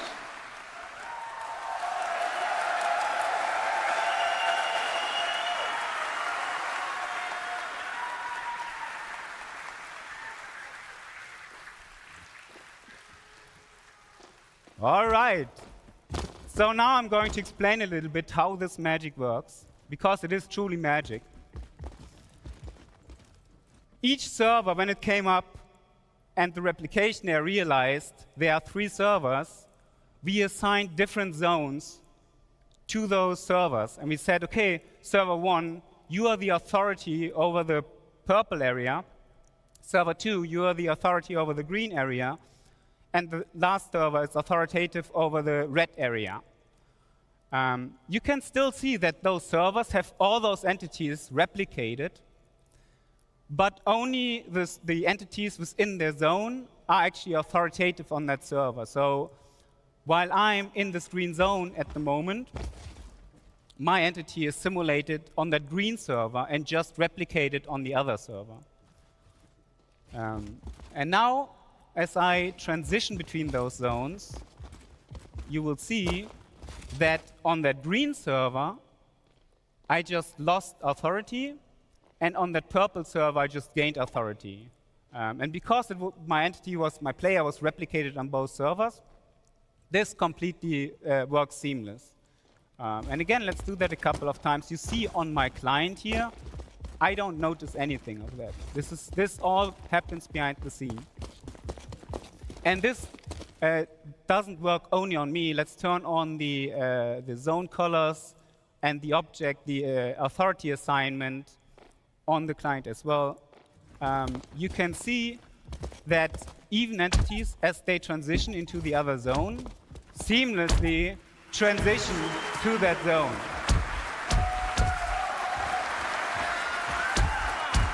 And not only that, I can also interact with entities that are on the other side. So if I go on the green zone, for example, and I shoot this, I can still shoot that purple entity. And I can also just go ahead and destroy that buggy which sits on that other zone. There you go. Always fun to blow stuff up, right? All right. So there's more to this. The first thing I will do, let's spawn a fresh buggy. I just destroyed my old one. When I go into this buggy, I will become part of the aggregate. And that means that now my buggy and myself will transition authority together. And this is how we make sure that my player, while he's driving this buggy, is always authoritative on the same server. So you can see, as I drive around with this buggy between the zones, I will switch between the different servers. All right. But there's more to this. So remember when I turned on the streaming earlier? The same streaming mechanics work here as well. Like, obviously, in this example right now, you can see all those servers, they have all those entities replicated. And it's a little bit wasteful because you have 3 servers, all need to replicate all those entities. And that's where streaming comes into play. I can turn on streaming here, and you will see that suddenly my purple server no longer has the red area streamed in. And the red server no longer has the purple area streamed in. So let's see what's happened when I drive my buggy backwards into that into the red zone. What happens on that purple server? And I just disappear. So right now, on this server, there's only Benoit replicated. And Benoit, if you come to me over in the red area, you will see that now on this server, there's no client at all. And in theory, we could now completely stream out the entire area on that server, or stream in a new area.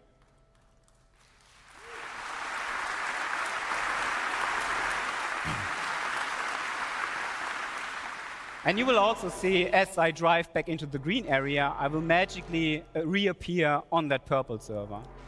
And this obviously works on the other side as well. Let's get a couple more player join. I have a couple more QA in the back, so you can just see the whole thing running in live with a bit more things going on.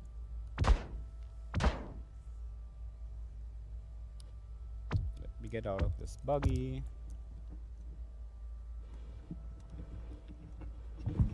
And you will see on each server renderer which clients are currently replicated on those servers and which clients are actually authoritative on those servers. And you can see this, the green server, because it's the middle one, has most entities replicated. And then you can see this purple one at the moment only has one client replicated. Yeah.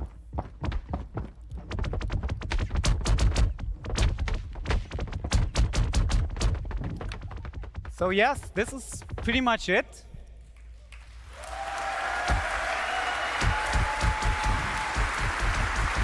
I hope you guys enjoyed this. It has been a long time to come to this point, and I just can't put in words how much tech and work we had to put into this. Big shout outs to the network team, big shout outs to the online services team, big shout outs to Chris to let us doing this.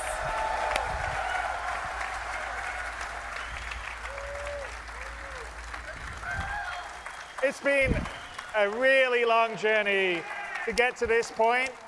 And I've got to say, the team has done an amazing job. They've been working diligently for the last 4 or 5 years. We've had a couple of false starts. We finally have an incredible, I mean, the way the replication layer works and how we can spin up servers and down and keep the state constant, even if a server goes down, is, I think, a genius design. And the first time I saw this, about 3 weeks ago, working fully, I cried. It's like giving birth. We did it! And we wouldn't have been able to do this and work on this kind of tech without all your support. That's right. 100%. You guys and your trust. allowing us to take the time to do it right, to really build it. So thank you. Thank you, guys. So much for everyone, and thank you everyone at CIG that's really worked hard to deliver all this amazing stuff that will be either in your hands now or in your hands very soon.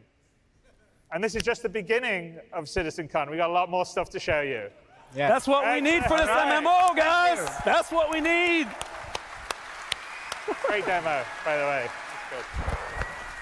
All right. That was great. Come on, give me a Thank you, guys. Thank you.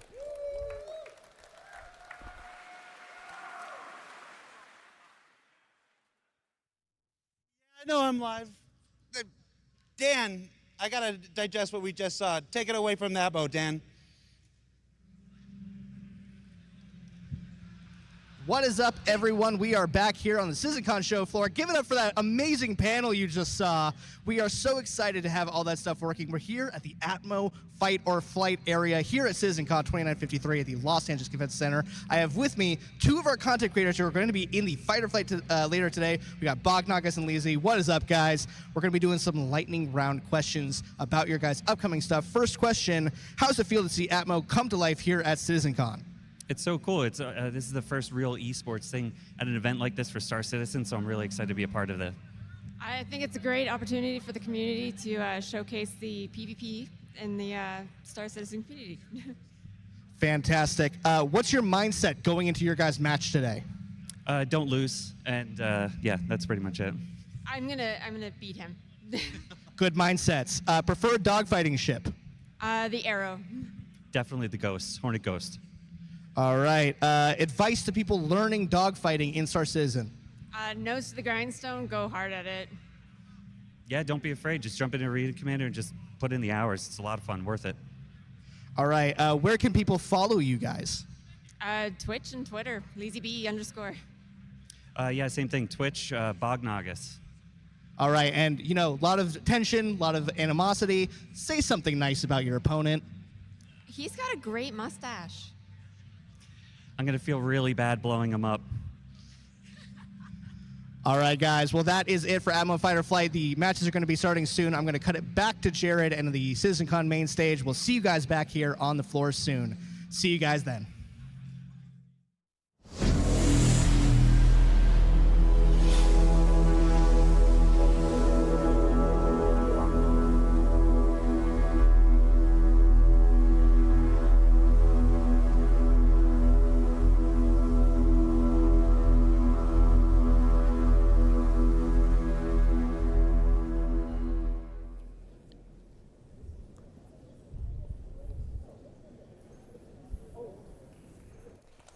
Hello.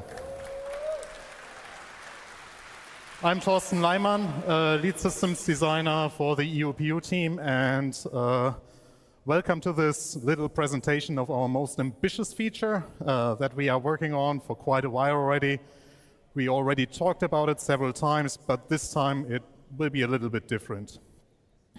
So before we start jumping into the presentation, here's a little disclaimer. everything that you are about to see in this presentation was done by the EUPU team, so, well, mostly.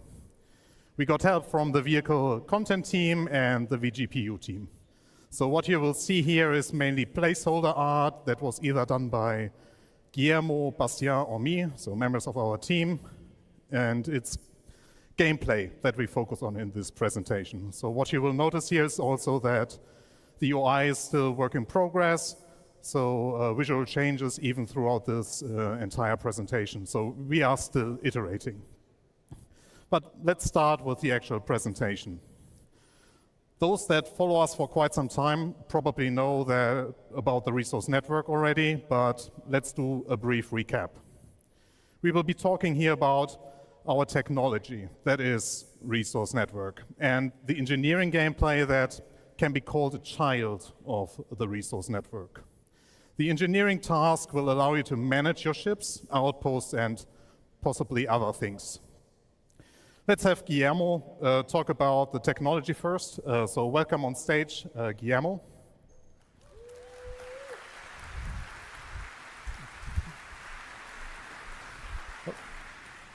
Thank you.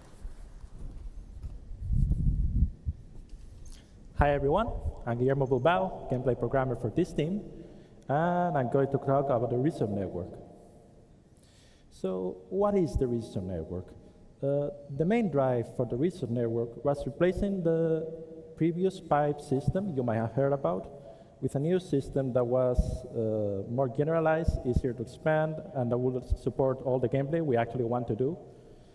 And yeah, so it is a network, as you can see on that picture, showing the connections between different items, even those inside object containers.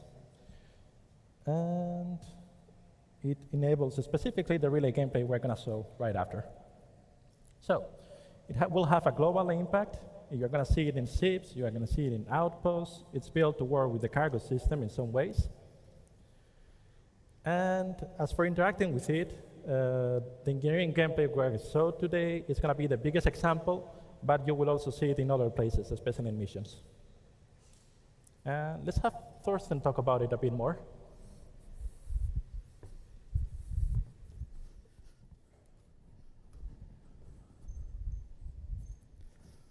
So hello again.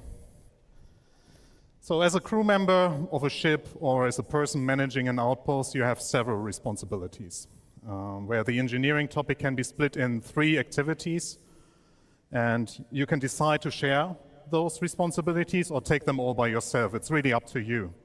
Every task requires their own skills and their own tool sets. There is tuning. Here you are responsible for preparing your ship. Your journey did not start yet, so you adjust your ship items based on your goals for the travels.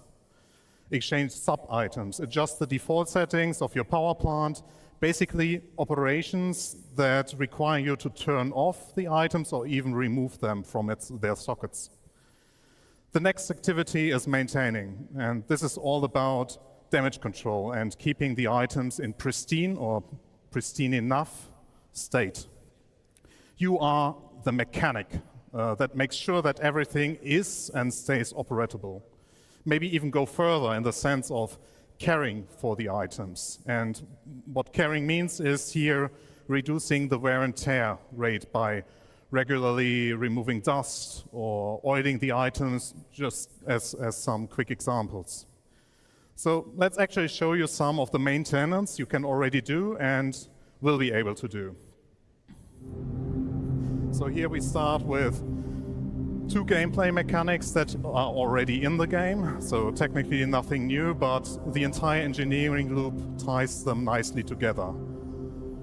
Here you saw me collecting IMC, or still collecting, and now I will take the shield generator of the recently destroyed Gladius to use them as a spare part for myself.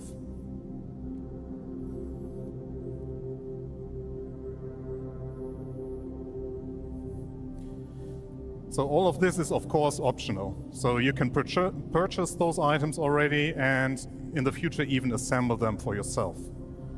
So crafting.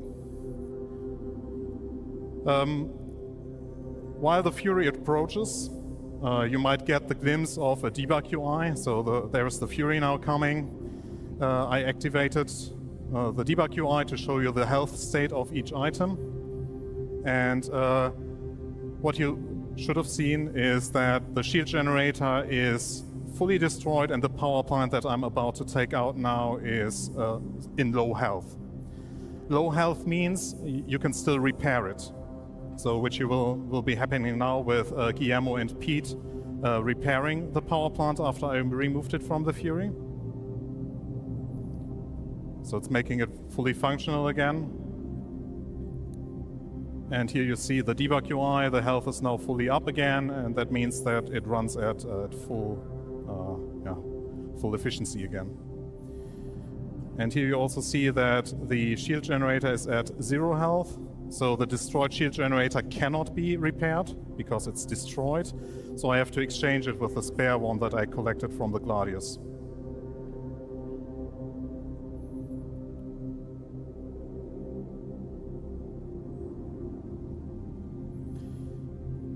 So with all those repairs being done, the Fury is operatable again and it can go its way.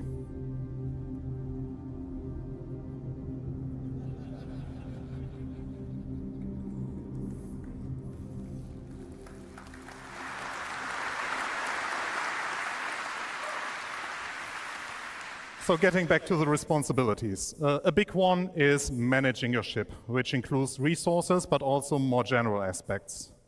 You have to manage the power distribution and come up with informed decisions, like reacting to hazards like malfunctions, fire, low energy, but also calling out items that need repair and maintenance. You will delegate the rest of your crew to keep your ships intact, like giving clear priorities of what needs to be done first. Let's take a look at another video here. So this is the first glimpse of the engineering UI in action. It is still being worked on, so it's heavy work in progress. Let's start with looking at the item view.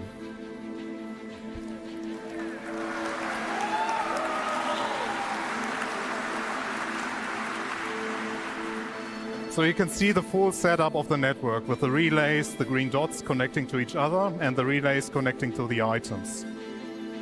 Color and shape below the icons should help you identify the different item types, like power plants, weapons, also helping differentiate between consumer, producer, and converters.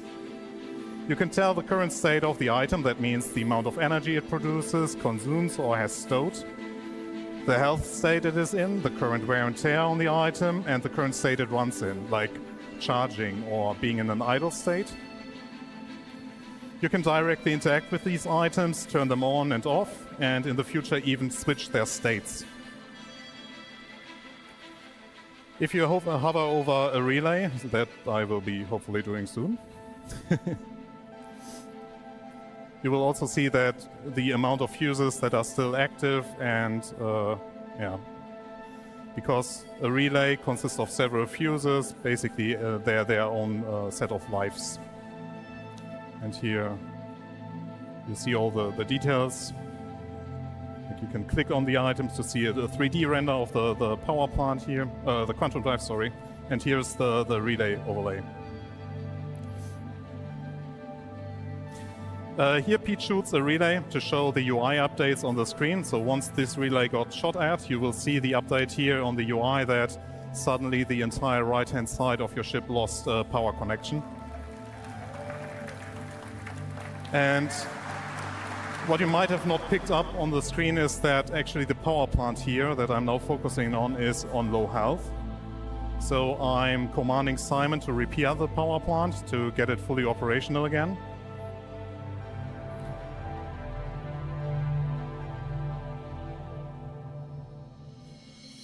So something to highlight here, take a closer look at the doors. Since we also track the door states, you see that you can watch movement inside your ships now nicely. So you can track players moving around in your ship and even close doors for them, or like compartments in this case where Simon just forgot to close the compartment.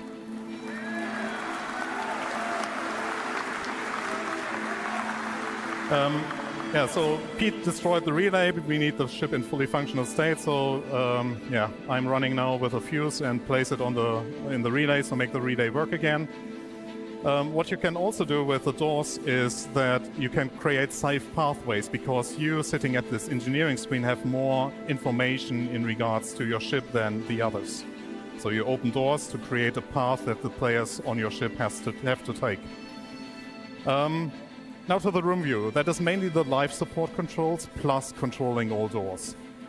Again, we show the details of each room, like the temperature, pressure, atmosphere composition, so everything that is relevant for like you living on a ship. We also show the door states, where you can now have precise control over each door in your ship, as you see here.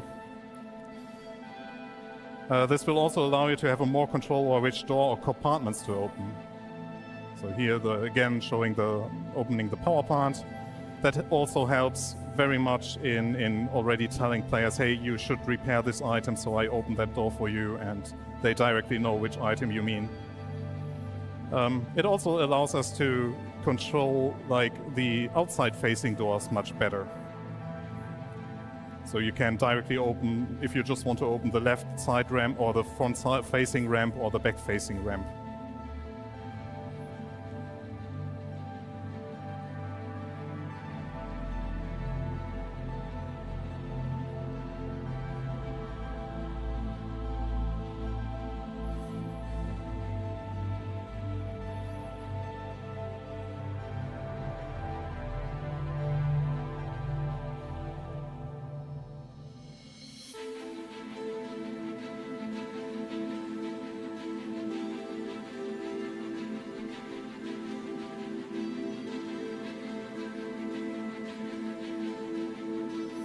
So we did it last year already, but let's make our crew suffocate again. So the moment that you basically pull off their helmets, and now me pressing the cycle button, you see that the entire atmosphere in this room is vented. And yeah, well, the consequence is death.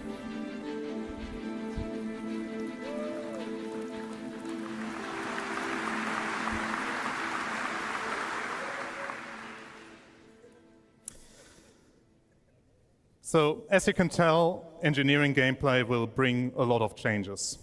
Some of those changes are adding batteries to ships that will allow you to get a little bit of extra power for a short amount of time.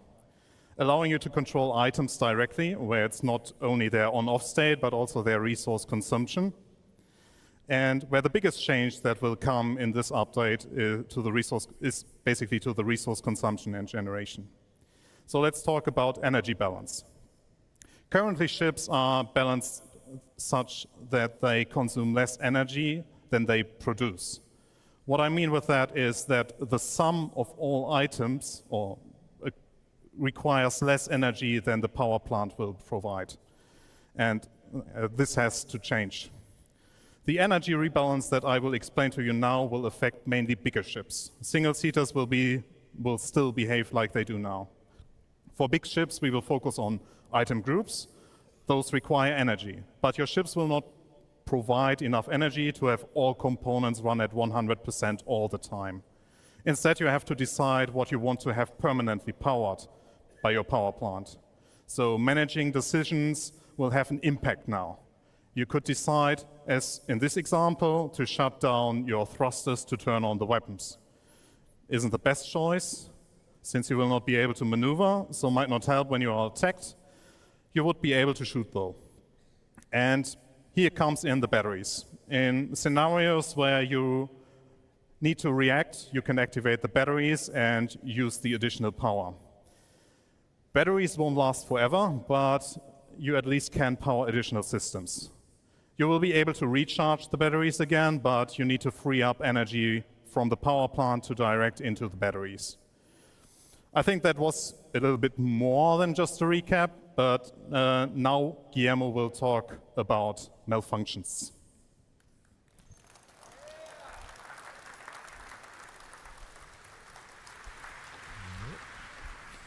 So I will talk about malfunctions real quick and get you guys to the next video since we're a bit behind schedule. What are more functions? You've seen misfires in the persistent universe for seals, for thrusters. You've seen a very basic version of it. We're making them more complex. We're making them more lethal in some ways and more fun to interact with. Also, some of the new functions will include fire, spreading misfires that represent electrical surges going through the ship, or signature burst, which increases your signature and makes you show up on enemy sensors more easily. As for how you will counter them, you've seen suffocating people with life support. You will also be able to suffocate the fire with life support, which is probably more useful. You will be repairing them, not necessarily only with a repair beam, but also replacing parts or some bespoke behavior per misfire. And if all else fails, just turn it off and on. And here's a video of the fire in action. You've seen in other videos the fire. This is a small fire. You can just put it out with a fire extinguisher. Pretty simple. It just works. Here's a bit of a bigger fire. It might be that you cannot only put it out on your own.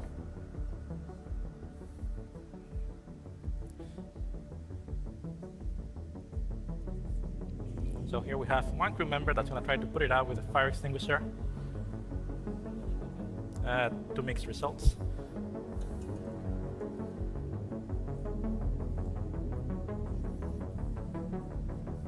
And here we have the option of using the life support system Thorsten showed up before, and just venting the area.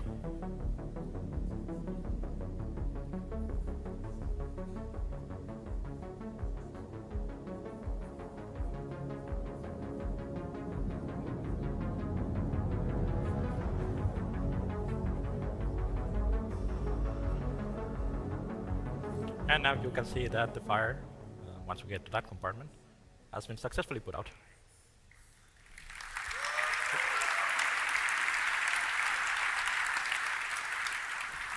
Okay, so let's get Thorsten back on stage. You saw a lot of the systems in action, but let's get a video of one of our play sessions, which is going to probably show it a bit better. So, yeah. I have to excuse myself already because I was leading this group of players being attacked by the Gladius, and I did a poor job, but more to that in that video.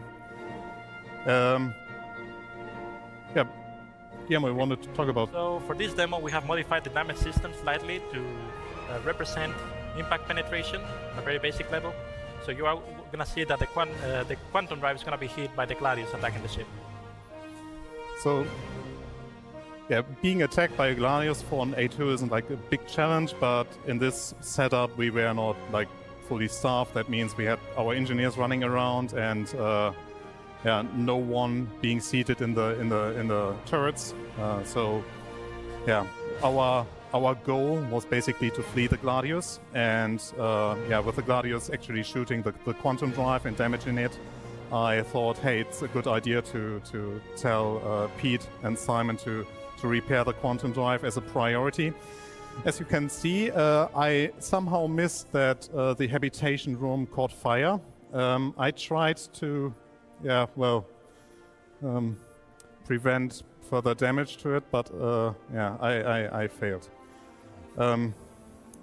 Yeah, so that was causing a bit to the panic, so I even got distracted in this moment.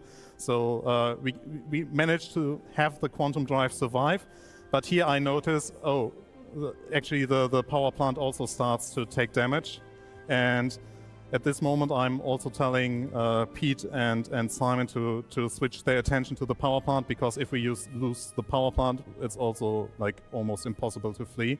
So here I realized, oh my god, we are going down fast, and I think at this point now, yeah, I opened the compartment to make it access faster, but that was already too late, so the power plant died.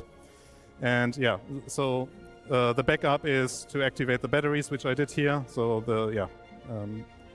Simon and Pete still tried their very best to fix it, but yeah, didn't manage to. Yeah. The attack moved to the forward side, targeting the batteries, because the player who was attacking us actually knew the ship layout.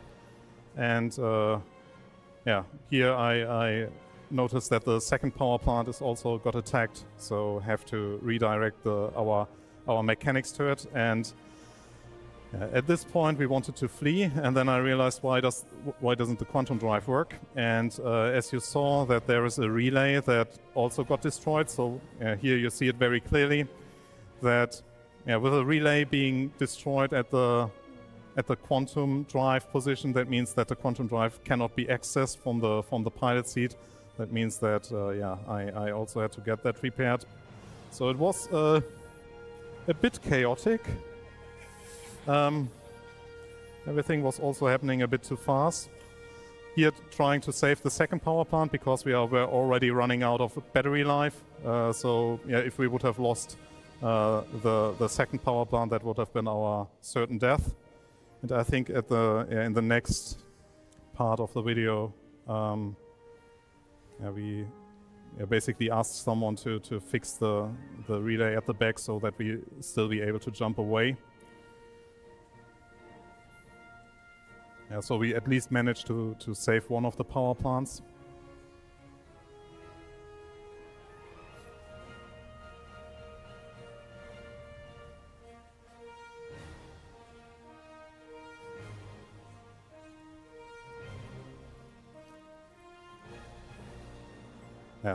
That's now, I think it was Pete running there and fixing the fuse. And the next step was the pilot trying to push the quantum drive, but it was too late. We died. And the end of the show. Yeah, thanks.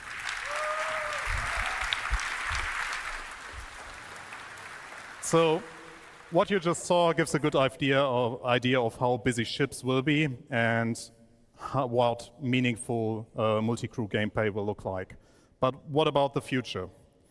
Since we worked on technology that will be used throughout the entire game, you will see more and more coming utilizing this tech. It will introduce systemic gameplay with allowing players to come up with creative ways of manipulating their environments, sabotaging a power plant or destroying a vital relay that connects it all to shut down an entire enemy base that can include its life support or security systems. It would also tie in nicely with Maelstrom that you just saw, and anything that will break off will lose its connection to the network and therefore have an impact on its functionality. So it's a real systemic feature. The technology allows us also to take further steps into the crafting profession as well as in the base building, where both are related to each other. Bases built by player will also form resource networks and come with their unique challenges similar to ships. We are all really excited about the future of this tech and all the associated features. So there's a huge thanks for all people involved. So thanks to the entire EUPU team, the vehicle teams, Jared, Active Feature team, and the Arena Commander team. They all were super supportive to get this behemoth into a state that you could see here. And it's something that has been a long time coming, and we are really proud of it. So thank you for sticking with us on this journey.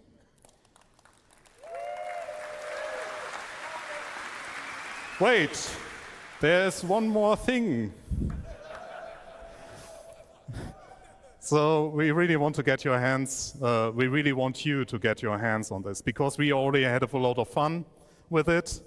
I hope all of you have heard of the experimental mode in the Arena Commander. So we want to bring you what you saw here as an experimental mode before we put everything into the PU.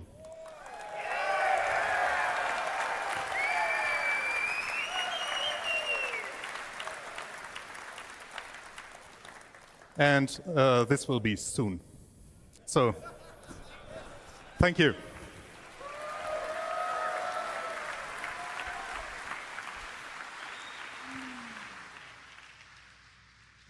Camera 4.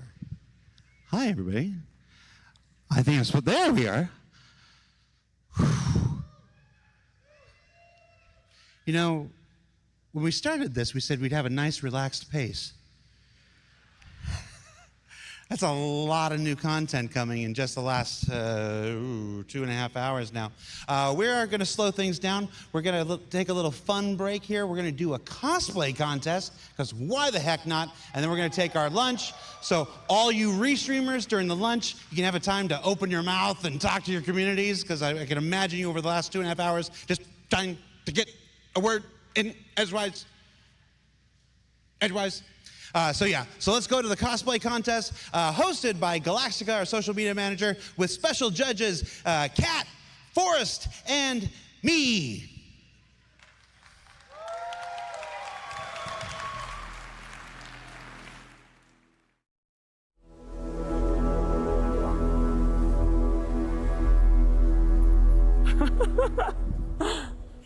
Hello and welcome to the Citizen 2953 cosplay contest powered by Toby Gaming. I'm Galactica, social media manager for Star Citizen, or as I like to say, professional ship poster. And on stage with me, I have Kat Reeves. She's our creative director. Okay. And then next to Kat, we have Forrest, who's our principal technical artist. And who let this guy on stage? Security? And of course, Jared Huckabee. What's your title these days? Creative content doofus. All right. So, really quick, we did say that this was powered by Toby Gaming. And for those of you in the audience, just out of curiosity, who has used a Toby eye tracker before? Okay, a good number of you. Okay, so for those of you who have not used a Toby eye tracker, I want you to look to the left. I didn't see anybody look to the left. Everybody look to the left. And now to the right.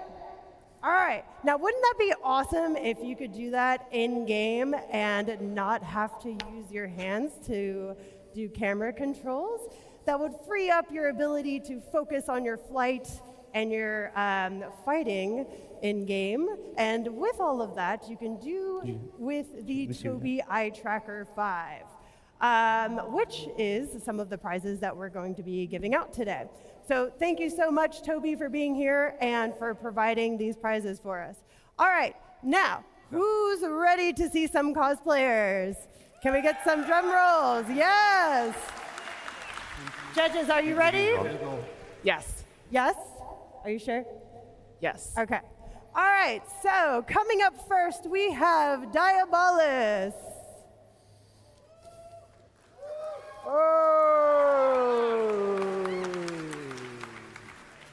Oh my goodness. Wow. Do a spin for us. Who is this? Who is this? This Diabolus. is the Artemix Elite Hurston armor. If you want to get a closer look or ask any questions, you're more than welcome to. How you doing, man? I can't see anything, and I can't hear It's right here. I'll guide you. I'll guide you. He can't see anything. Come this way and stand right here. Just don't move. You'll be safe. We're letting them walk All right off the stage. we're ready for cosplayer number 2 with Kin Shadow. Wow. Make some noise for Kin Shadow.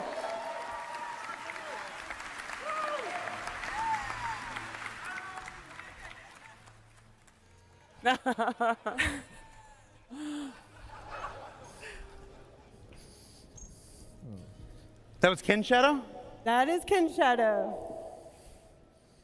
All right, and number 3 is a little bit special. We have the entire Ninetales gang. Quick. Hey, you guys know this isn't Grimhex, right? I think we're human shields right now. All right, I think Jumptown might be safe right now. How tight are those pants? Not that tight. Not for a good time. Do this? Squat test confirmed. Okay. Next. All right, next is Hindrosa. I want to move you. Oh, come on down here. Everywhere. I got you. Right there. Good job. Okay.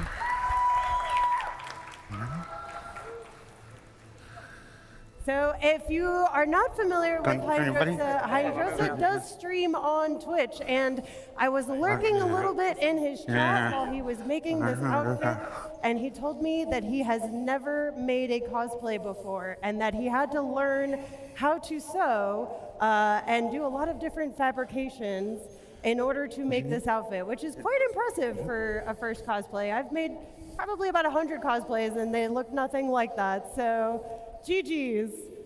All right, up next, we have Lito as Jimmy.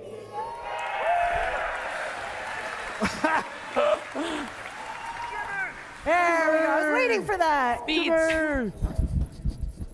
I'll be right back. Keep going without me. Are we gonna get Jax? Where is Jax? Have you seen him? Have you seen Jax? No.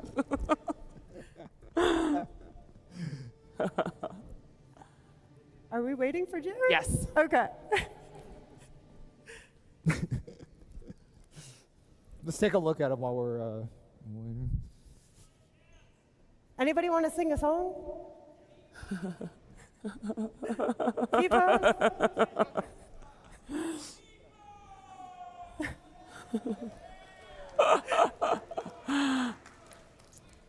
All right, for everybody who's on stage, I want you to do like your best in-game emotes impression. Oh, there we go. Oh!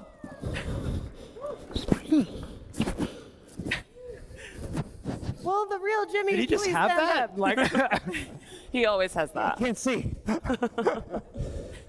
All right, and up next we have a Britty Kitty. What's your name? Wow.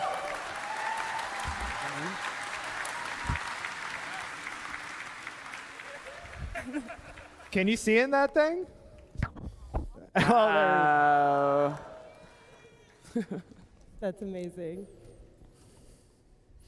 All right, and next we have Jack Montana.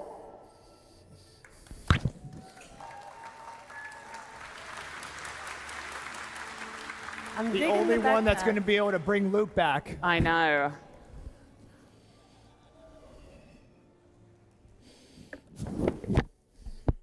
All right, and next we have a familiar face, Sigelian.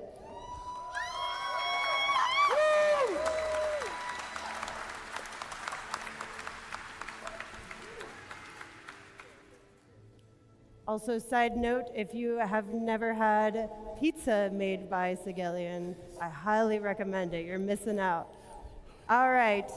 And up next we have Cyber Wolf 74.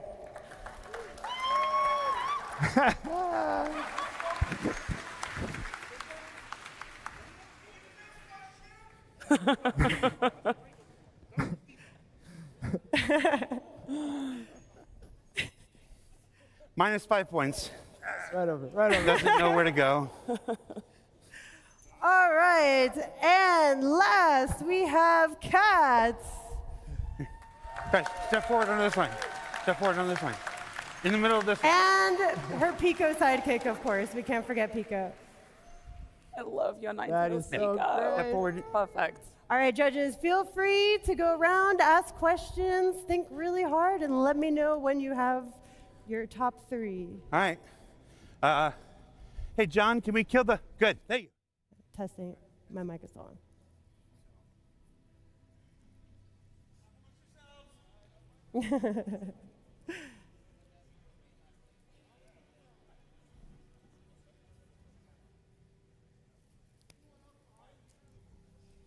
We good? Yeah. Are we back on? Are we back on? All right. All right. So that was that was easier than we thought. You got yours, right? Yeah, I got mine. I think I got mine. Yeah, we're good. All right, let's announce our 3rd place winner. Step forward. I'll let Kat announce it. So in third place, we have Diabolus in the Artemex Elite Hurston armor, and you win a Tobii Eye Tracker 5 and an A1 Spirit. Congratulations. Congratulations. Awesome job. Wait, and a Spirit? Yeah.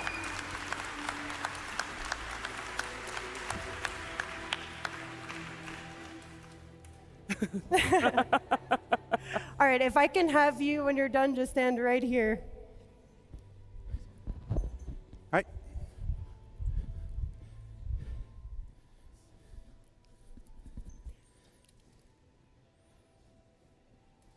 All right, let's have you stand right here, because then we're gonna have everybody line up. I don't know if he can see very well. I was gonna lead you along. All right, right here. Okay, right, yep, don't need to get off stage, but right here is fine, okay.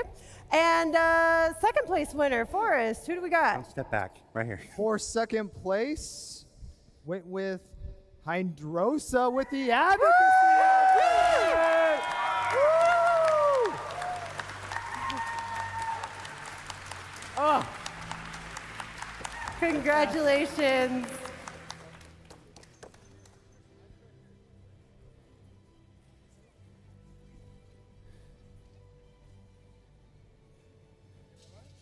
All right, I'm gonna have you stand right here. And can we get a drum roll in the audience, please? Make some noise. All right.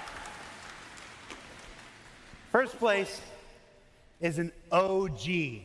This is a Star Citizen, goes back to 2012. I've been to Disneyland with this guy. I've played with this guy. I pushed him around in a wheelchair. Just so happens to have our first place costume this year.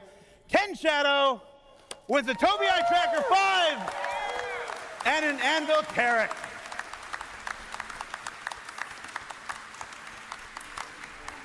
All right. Picture. Pictures. And then receive your trophy.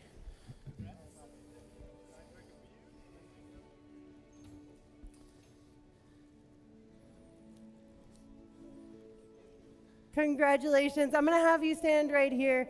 So we know that these cosplayers put a lot of work and time and dedication into their outfits. So as a little token of appreciation, we're also going to give everybody here on stage with us today a free ship that I cannot announce until the next panel. So if you want to know what that ship is, stay tuned for the next panel and you'll find out. But thank you all for being here and for putting all this work into your outfits. The judges, do we have any final thoughts? No, I think we need to get together and take a big photo and then go to lunch. Let's do that. All right, let's get together. Here. Close gaps. Huddle, close huddle, ranks. huddle, huddle, huddle. Wait, get in here, Forrest.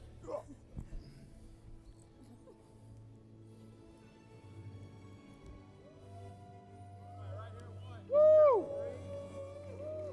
Say Soul Citizens. No. Say Star Citizen. You too, Tyler? Yeah. All right, everybody, that does it for us. We're going to take a break for lunch. We'll come back at 3 p.m. with Talking Ship. So.